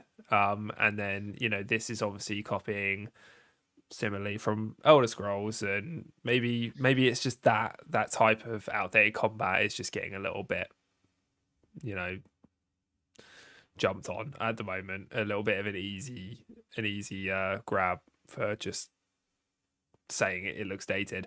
um Mm. I thought it looked great. Like I genuinely thought it looked pretty good. Like you said, we had some of our things to say. I thought that some of the moves and impacts could have a bit more weight to them, a bit more crunch to them, especially when you were Mhm. hit. I also said like when he was cutting people with like the sword, like the lizards and stuff, it felt kind of buttery. It didn't really feel like there was like any weight to the sword or to the slash or anything like that. It just kind of slipped across the lizard like butter. It's not, Mhm. yeah, like little areas like that. But in terms of its creativity and its design, I thought it looked great. I thought there were so many cool options for weapons, what you could run into battle with and use. I liked that you could flick between weapons like instantly, because they showed that they were just like you can instantly change, and it was literally like you had a wand out, and then you like pressed a button, and it just he had a bow. There was no like animation of Yeah. him pulling out a bow. It was just like in out, in out, in out, and you can just I think that's cool because I think that's going to keep combat quite fast paced. If you can flick from and magic fluid to and sword snappy. to Yeah. this to that, it's not real, it's not hyper realistic or whatever. But I feel like it's going to make combat feel more fast paced than it is, and figuring out what enemies' weaknesses are and what's best to use. Flick to the wand and freeze it, and then flick to your two-handed battle axe and smash them in. Um, but yeah, I thought it looked great. But interestingly enough, I did show my brother this one as well because I was quite hyped by Avowed, and I showed him this today, this morning, and he did comment on it and said that he said it looks very devy. Like he was just like, it looks dev, like it's still not like finished. He's just I can tell Mm, it's not looking very finished right now, which I thought was quite an interesting interesting. thing to say Yeah. as well, because maybe he felt the same. It looked a bit jank, it looked a bit dated, maybe. Um, so that was also quite interesting. But yeah, Interesting. Yeah, it's funny, man. Like I don't know. Yeah, I mean, I guess it puts us maybe in the minority here, and I don't think it's not bad across the board. It's just a bit mixed. A lot of people were very much like, yeah, great. Like the visuals look way better. That's great. Like this looks like a next gen game from Obsidian, and that's really exciting.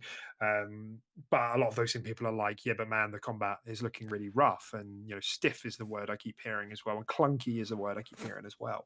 mm, Um, and people will say like, oh yeah, it's just this first person thing. It's this first person combat stuff. It's just too hard to do. And I'm like, I don't know, man. Like this, to me, this looked like a direct upgrade. Like we don't get games like this often. We don't. First person RPGs are very rare. mm, Like I'm sure there are more. Like the most recent one really I can think of is Cyberpunk, and I find it really annoying that because Cyberpunk's like gathered more like critical reception as its life cycle's gone on, that we've gotten a bit ahistorical. That it's like we're 3 years on. Like it's a bit unfair to be comparing that to games on launch. mm, Um, Cyberpunk's combat on launch was fine. It was maybe good even actually. It wasn't. It didn't have a melee focus. There was some melee options, just like with Starfield. There were some melee options. Generally, the combat in Starfield felt pretty good, I would say. mm, And I feel like what they're doing here is like kind of its own thing and bit of an upgrade in some ways. There's like a lot more movement. I'm seeing dodges. I'm seeing like gunshots where people are flying off. We've seen from the previous combat trailer with heavier swords against the skeleton where you were like smacking them around, when they were falling side to side. mm, So I don't know, maybe there was like elements of like they didn't pick some of the best clips to fully show what the combat system really excels at just in like quick cuts. But like I mean, this is not what I think. Like I watched this and I was really excited. I mm, can understand some of the criticism about some of the animations. I think. Um but that's the sort of thing you only notice when you're watching the game compared to playing it. You know, mm, I think I guess maybe that's my thing. Like my expectations weren't as high as some people's were. Some people were still coming into this like this is Obsidian Skyrim, which is bizarre because Skyrim's animations were like. I mean, this is obviously an old game, but it was like way worse than this, like in its floatiness and mm. everything. But Yeah. um and we heard that they'd kind of descoped the game, I should say, a little bit into like more of an Obsidian thing, more of like maybe a slightly bigger Outer Worlds experience. Um, so my expectations were a little bit more tame, and I watched this and I was like, this looks like it's fun to play.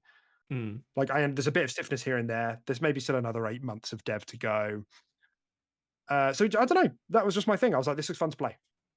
mm, Um, and but it just surprised me. Yeah, like some of the reactions that I was seeing was like would make you think that it looked like it was barely working. But I was like, I mean, there were some things here and there that I would like to see tightened by launch, but it looks fine. And the things that I mm. did see were not big deals from what I No. could tell.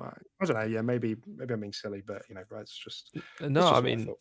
I thought we came out all saying the same thing. I genuinely felt a lot more confident in Avowed coming out of that developer direct. Like that hit all the right notes for me. I was pretty impressed with that showing, and I'm pretty excited to see what else that game has to offer because there's no doubt in my mind they've got some really cool shit with like spells and stuff like that, like up their sleeve that you can do in that game.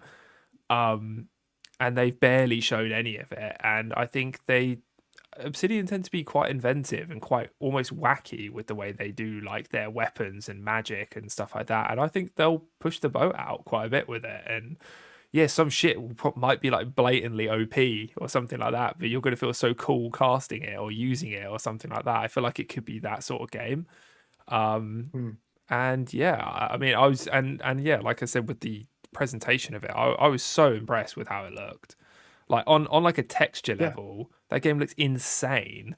Like it's a nice style as well, isn't it? yeah, like even when you were talking to that like scaly man and stuff like that, the detail on his face, I like. Obviously, I know that the lip sync and the eyes and mouth are all a bit. They're not fantastic. You know that is still not looking the best. But in terms of the actual textures on the character, on his face, on his clothes and stuff like that, it was insanely detailed. It was nuts, and yeah, the environment. So it looks a hell of a lot better than I thought it would. And I'm coming out of that game a lot more confident. Like that, I'm really looking forward to that, and it remains one of my most excited releases for the year. Hell yeah. Yeah, it's and I think that's kind of the funny part. You know, like I said, it was a bit of a subversion that we kind of came out of that Yeah, like, hell yeah, what a good showing for Avowed. Indie looks okay, and then I come online and those two things are it's completely just reversed. flipped. Yeah. Yeah, and I'm like, and we were because we even saying the other things about indie that were coming out about that, we're like, oh, the combat looks maybe not quite there yet, or like a bit of clunkiness here and there. But that wasn't. I'm not seeing that mentioned at all in the discourse, but I am seeing like a lot of it about Avowed, and like part of me kind of thinks like I think like that original CGI reveal man for Avowed like just did so much damage to this game that It's just hurting it. never been able to recover from on like a reputational level. It's Hmm. like crazy how like latched on I'm still seeing. Like man, some of the comments I saw like why does it look like Fortnite? Like it makes me want to slip my wrist on the spot. Mm. Like guys, just because something has color, like color existed before Fortnite. Fortnite did not exist color. Did not make it Fortnite like created it's colors. did Um, not recruit color. Thank you. Yeah.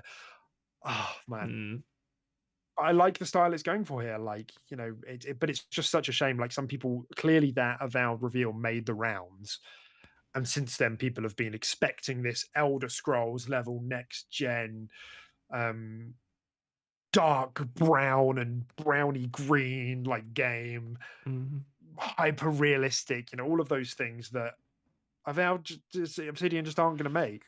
yeah, but So you can't maybe that is their argue. fault. Yeah, you can't argue with the fact that the tone of that initial reveal trailer was vastly different to what the game is now. Like that is true. I do think people are clinging on to it a little bit too much and treating it a bit harshly as a result of that. But once again, I think Xbox are plagued by revealing shit too early and in the wrong ways and with their marketing. Like they've done this so many times, and I think it has hurt Avowed. And they've done it with previous games as well in the past. They show shit too early and they try and drum up hype in the wrong ways, and they present it in a way that it doesn't end up being. So, yeah. Hmm. Yeah, no, I mean, I can't disagree. I suppose. I mean, like I saw in this trailer that there was a lot more glimpses into that original trailer. Like, because the thing is, the world is going to be dark. It's going to like the Pillars of Eternity isn't a nice place to live, Mm. So the tone is going to be dark thematically. Maybe people just thought visually it would always be nighttime, and it would be like just ruins. I don't know. I mean, I suppose I get it, because they are going for this colorful thing, colorful but dark that maybe wasn't fully expressed in that original teaser. Mm. Um, so yeah, I'm not sure really what else to say about that. Yeah, I'm just surprised at the reactions. We'll see how it goes, but like I said, ultimately, I think the gameplay and the combat looks really fun. Maybe they could have done a better job showing it. Like, it would have been nice to have just seen from start to finish, like an encounter, like going Mm. around the corner, seeing a thing, and like how you can engage that. And then also Yeah. like they did the dialogue thing, and they spoke about how going back to town will impact, But you never will saw have it. consequences. But they didn't show us that, so it felt a bit like I know you guys are good at that. Why wasn't that here? Yeah. So I think you're right, and I think that's like on one level, which makes it quite exciting. Like they still haven't shown the bits that Obsidian are best at, which is like a lot of the consequence, the storytelling, the leveling and progression, right? Like we have no idea how that's going to work. Like the magic Yeah. systems, um, like if there's like looting and how that kind of works. Like we've got no idea about any of that. Mm. Um, so I think there's lots more to look forward to here. They said at the end of the show there's a lot, but we've got more to show in the next few months. And there's an interview with Kerry Patel, the director, going live tomorrow. Probably with the Xbox channel. I don't know, but they're presumably going to talk about a bit more some of that stuff. But Mm. yeah, I came away from that really, really excited. Yeah, me too. Me too. There's so much so, like really, like Hellblade 2 and Avowed are like competing for some of my most anticipated games for the year now. Yeah. Oh, and can we talk about the logo or the artwork at the end as well? Like round of Yeah, applause yeah, to whoever made that, yeah. because Fuck it out, that Jesus, was just insane. That was such a cool unbelievable. piece of art. Like, That's made the rounds. That went viral. yeah, That logo. it looks so fucking good. Like, it's crazy. Yeah, just really, really cool. Definitely agree. I hope that ends up being The the cover box art. art, and I hope Yeah. we get a dynamic background with that. Like, please. Yeah. Um, I think I said that actually on the stream. I was just like, if you could get I a think you might have done, dynamic yeah, background with that, that'd be so fucking cool. Yeah. yeah. Because we just got a really cool cyberpunk one as well, which I've just put on. Oh, okay. Do Yeah, they tweet about these things, or like how do you know when these things get added? Because I feel like they just appear, and I just they never just really. drop. I just see them like once a year when I feel like I'll change my Xbox dashboard, and then I realize there's 5 more. Yeah. No, I just see like community members post about them. Like I don't see an Okay. official announcement, really. I'm sure they do, but that's never the thing I see. I see like Clobro or Idle Sloth tweet about it. So yeah. Yeah. Okay. Okay, so it was worth mentioning before we sort of wrap up this segment. Then the we're not going to talk much about Ara, although I did watch that back, and actually I was a bit more enticed by it. I was like, oh, okay. Like there's Mm. actually like the bits of Age of Empires that I like here, but with some more flair and like your own style that you can like mix together cultures and societies. It was the alternate history angle kind of. I'm interested. It's stupid that it's not coming to Xbox at the same time as PC, but like I Mm. found myself a bit more interested on the rewatch. Nice. But I wanted to quickly talk about the Square Enix appearance. Mm. And we said it was obviously Visions of Mana, and we said that Mm. it was really a bit more of a dog whistle to the Xbox community, of like relationships good now, it's Yeah. looking good, Yeah. and more there are rumors of like Final Fantasy 16 coming to Xbox, um, maybe this year. Okay. Uh, 7 remake as well as I imagine on the cards too, Mm. but especially the former, may be happening. So we'll see how that goes. But like, I think it was just quite interesting that. I mean, I'm quite interested how you're more of a Square Enix boy than I am. I'm liking being a big Final Fantasy fan. But like, is that something like you care about? Are you happy to just keep playing them on PlayStation as they come out, or would you like them really to start coming to like? Would you wait? And maybe I suppose is maybe a more ample question if their partnership is with PlayStation for yearly timed exclusives, but they start coming consistently 1 year after launch to Xbox. Would you wait and play that on Xbox or nay? I don't think I would wait. No. I think I would just play them on launch like I always have. Yeah, I'm just a big fan of the games. And a lot of stuff that Square Enix does. I'll probably even try Visions of Mana. So that's yeah, Hmm. it's all very exciting. But yeah, it's just I think it's a good. I think the announcement was more about like the partnership with Square Enix being mended, and more stuff like this is coming our way, JRPGs, all that sort of stuff, rather than actually Visions of Mana. Like, yeah, sure, like Visions of Mana, it was great to see more gameplay of it, but I definitely think it was more of a look over here, Square Enix is here. How cool is that? So yeah, it's very exciting for the future of our relationship between Xbox and Square Enix. I'm excited. Yeah.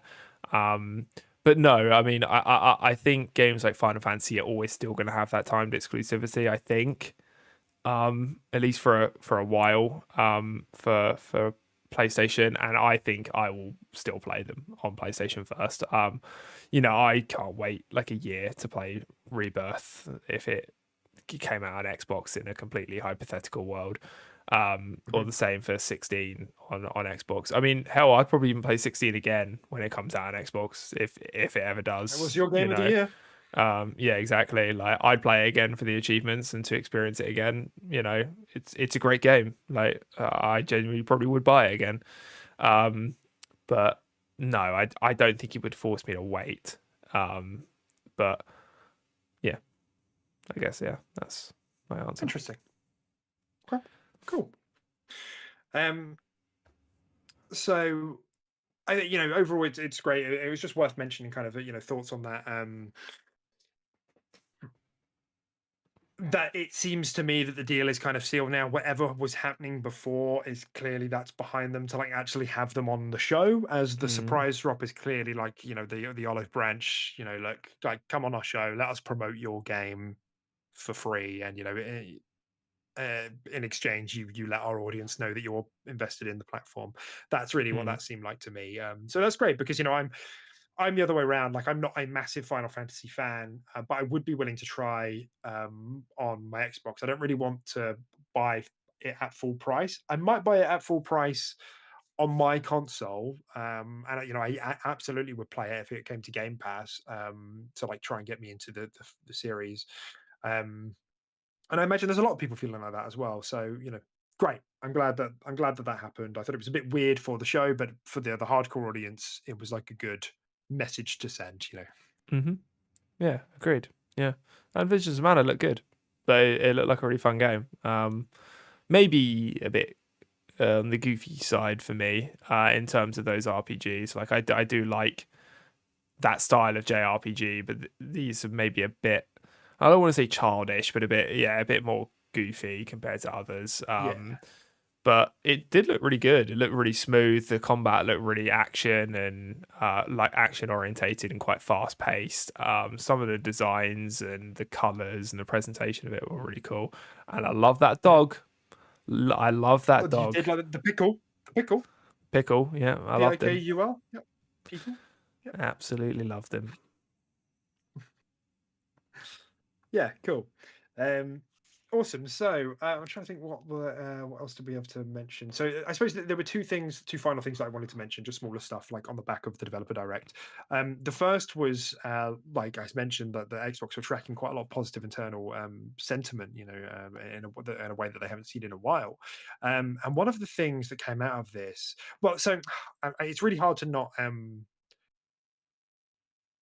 like witch hunt here, but I've got a link, Tim, number 3. I'm just wondering if you could maybe play the audio for that, but don't put the video up, so you don't have to change the OBS thing, just because I don't want it to become like a targeted thing. I don't want it to feel like personal. It's just I'm more interested in like I think this is what the core audience of console players think, especially coming off the back of Indiana Jones, but obviously also the positive sentiment that came out of it just being a great show. 3 big exclusive for the year. 2 things. Indiana Jones probably being the crowning jewel for the mainstream audience, and this is one of the reactions which is going around the circles in the Xbox community a little bit, to kind of demonstrate that. So when you're ready, you let me know, and I'll shut up. It's only about 40 seconds long, I think. It's a minute 17 by the looks of it, but yeah, I'll play it now. Yeah. You go for it. Yeah. One, I'm kind of bummed out about. One, I really think is something that some people are making a big deal out of that they absolutely should not be making a big deal out of. Number one, I was very bummed out to find out this was an Xbox exclusive. I guess other people knew that already. No, I was very sad about that. Because Bethesda is owned by Microsoft. Yeah, which makes sense. But Sure. I want it on my PS5. Console. Still bums me out. You can stream You don't need an Xbox console. It's on Game Pass day one. Yeah, But I don't want to play it on a PC. I want to try it on my You don't have PlayStation. to. You can play it on just your internet. On Yeah, your- I whatever, still, on your phone. I want to play it on my. Ray, I spent PlayStation. so much I'm money. bummed out about I it. spent so Fine. much money. I'm just saying I'm bummed out about it, right? That's fine. It's fine. Okay, it's fine. You know what? I'm sure Xbox users wish, some games on PlayStation. for were sure, different. for sure. We want Yeah, a but lot that's of your games. fault for being a second-class citizen. Oh, So whoa. I have Whoa. Whoa, shut I have up. Whoa, what? Hey. I I'd like have to dual thank everyone. citizenship. Thank you Shots very fired. much. I'd like to thank That's everyone nice. who's Well done. supported me That's the throughout way my to do journey it. here at Actually, the John triple Championship. citizenship because I have Switch. So Okay, but balling. here's the part that like I just see angry people online over something really ridiculously trivial. Yeah, it's done. Okay. So yeah, just to be clear, like again, this isn't like I'm not playing this as a personal attack to this podcast. It's they're like a tech enthusiast podcast. They talk about media, films, and everything. So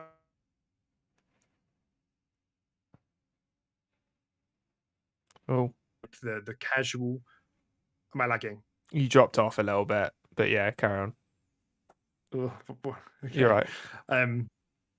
So I just thought it was a really good snapshot for what like the mainstream audience and the maybe the casual or core console audience kind of thinks. Mm. And I think it's interesting that, you know, with this all together, indie turned heads. That show turned heads. That's the power of a licensed product, an exclusive licensed product. And you know, you have people there saying, you know, I don't want to play this on, I don't want to have to buy an Xbox. Like there are people who don't. A lot of the internet discourse will have you believe that everybody owns a PC and a console. They don't. And even when they do, a lot of people don't want a game on their PC. Like Mm. there is a console audience.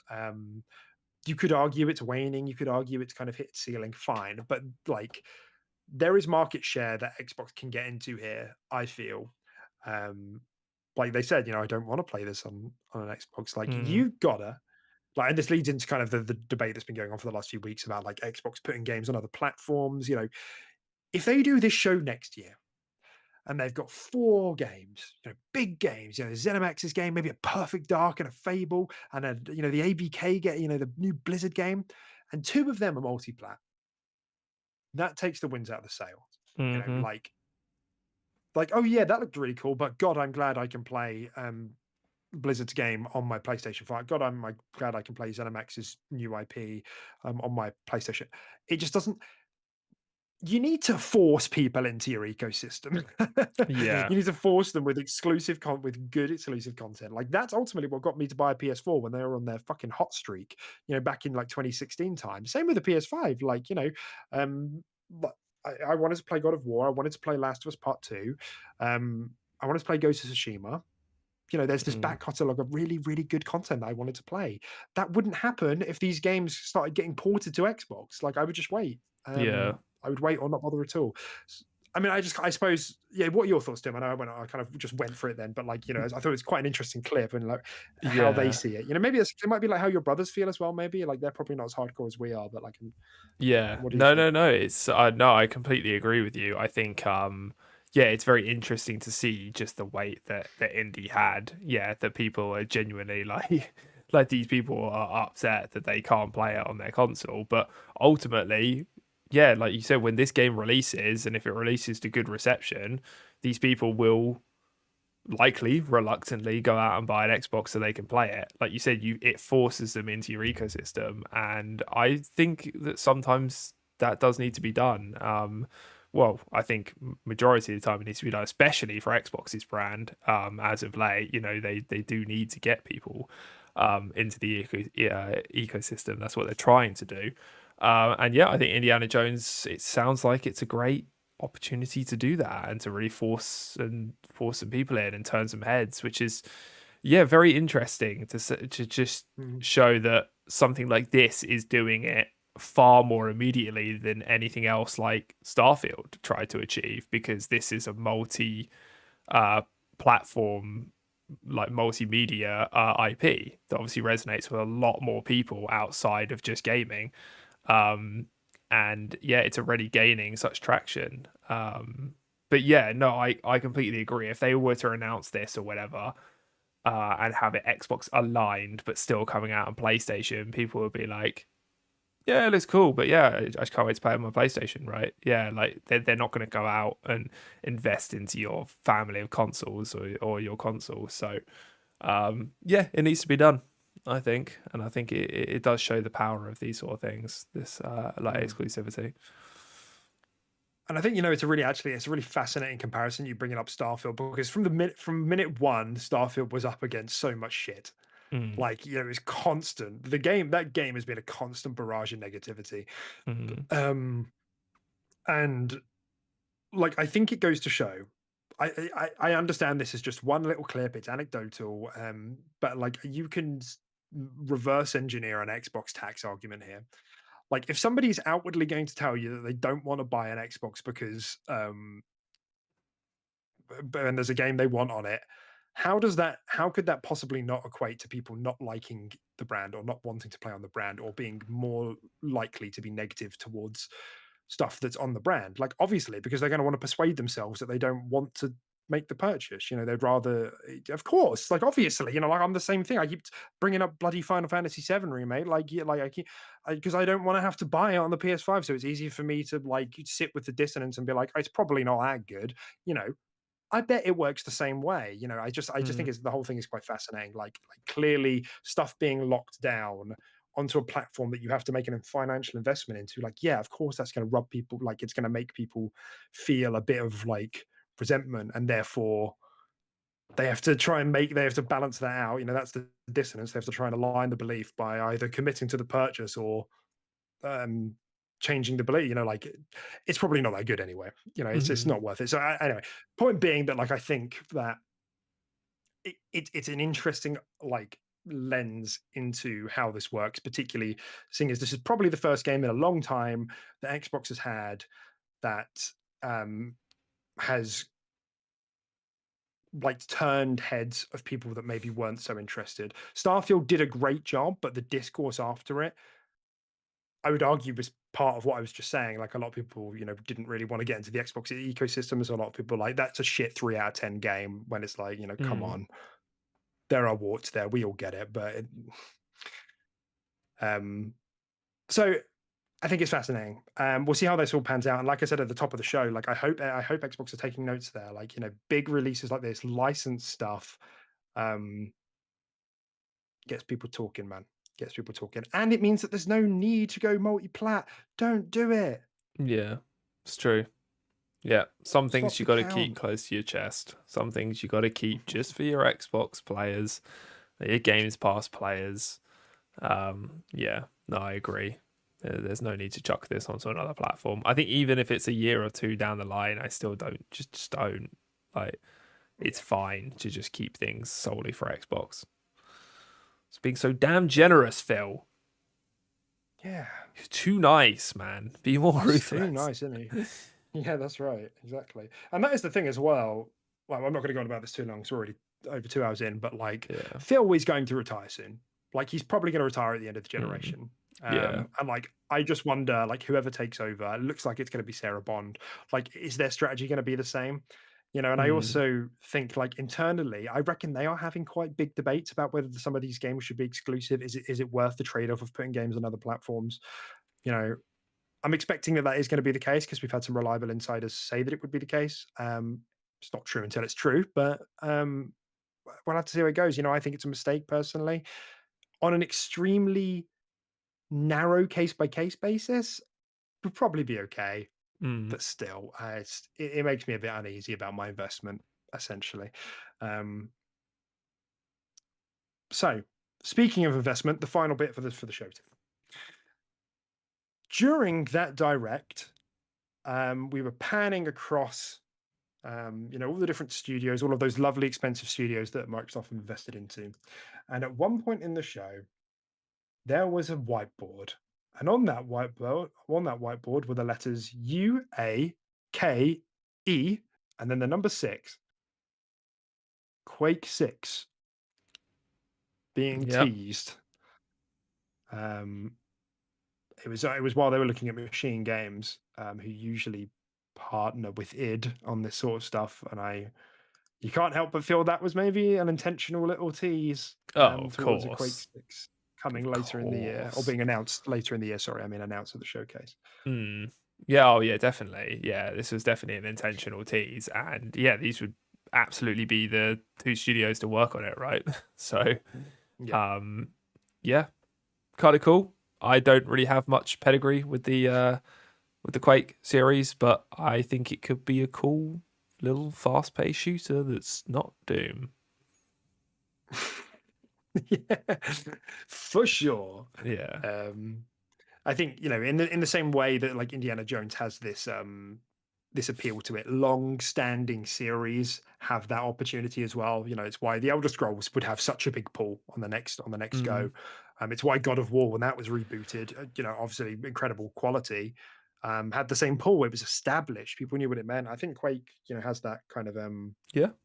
opportunity in front of it as well. Which is given that it wasn't revealed at the direct, they would expect it's probably a 2025 game, which creates a whole nother conversation about how every year is going to be like this and then better for Xbox.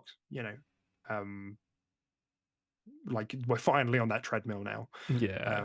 So Lots it's in the just a pipeline. nice way to that's right, and it's just a nice way to kind of bring the show to its end, sort of talking about this tease of Quake 6, and it is going to probably knock that out of the park with its presentation and what they do.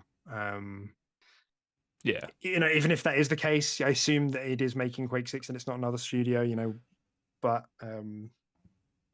it's going to be they're definitely going to smash that, and it would be interesting to see if that kind of rejuvenates the whole like if they have the multiplayer aspect to it as well, and that rejuvenates that style of multiplayer again, like that sort of arcadey arena shooter. Yeah, a lot of potential maybe. there. Yeah, I do wonder, especially because the last Dooms were actually mostly lauded for the single player. Like I do wonder if they'll even bother. Yeah, like I do wonder if they've just gone all in on like a 20-hour action Maybe. shooter that manages to distinguish itself from Doom. Who knows? But that's the sort of thing that I could see them dropping in a dev direct next year in the same way they did Indiana Jones, or maybe it's the one more thing at the end of the showcase this year. Who knows? Like the showcase this year is going to be so insane. It's Yeah. going to be bonkers because they're going to show off more Avowed, more Indiana Jones, more. They're probably going to show off Fable. I reckon we see more Everwild. I reckon we see State of Decay 3. I reckon we see Perfect Dark. Like, and that's none of this is including any new stuff that's probably going on. A Gears 6 and maybe a Gears collection. What's ZeniMax Online doing? Do we see any of the Blizzard stuff? Do we see any of the Activision stuff? What about Double Fine? The list goes fucking on and on and on. It's just and then by the time we get to like 2026, the guys who released games in 2020 will be ready to go again. Yeah. It's just like it's just like a 2021. really nice cycle, isn't it? Yeah. Yeah, you can definitely start to see it all, sort of the whole roadmap and the whole what they were going for or what they've been building. Yeah. No, it's hopefully it's a worthwhile time investment, because I think Xbox fans have waited a while for this, and yeah, it would be nice to see it pay off, our loyalty and our patience. So Definitely. yeah. Absolutely. All right, guys, that brings this episode of Quick Sim Podcast to a close. If you've hung out this long, thank you so much. A longer episode than usual today. We are missing Dear Caden, I'm sure. Well, actually, I was going to say I'm sure he'll be back next week, but he's our fighting game resident, Enthusiast. and Tekken's out next week, so he may just be fully enraptured by that, but we'll have to see. Consider hitting the like button if you like what you're hearing. Consider subscribing. You can find me on Twitter and Tim as well, down in the description below. And I suppose we'll catch you next week. Yeah. Thanks for watching, guys, or listening. Have a good week. Bye. Bye, everyone.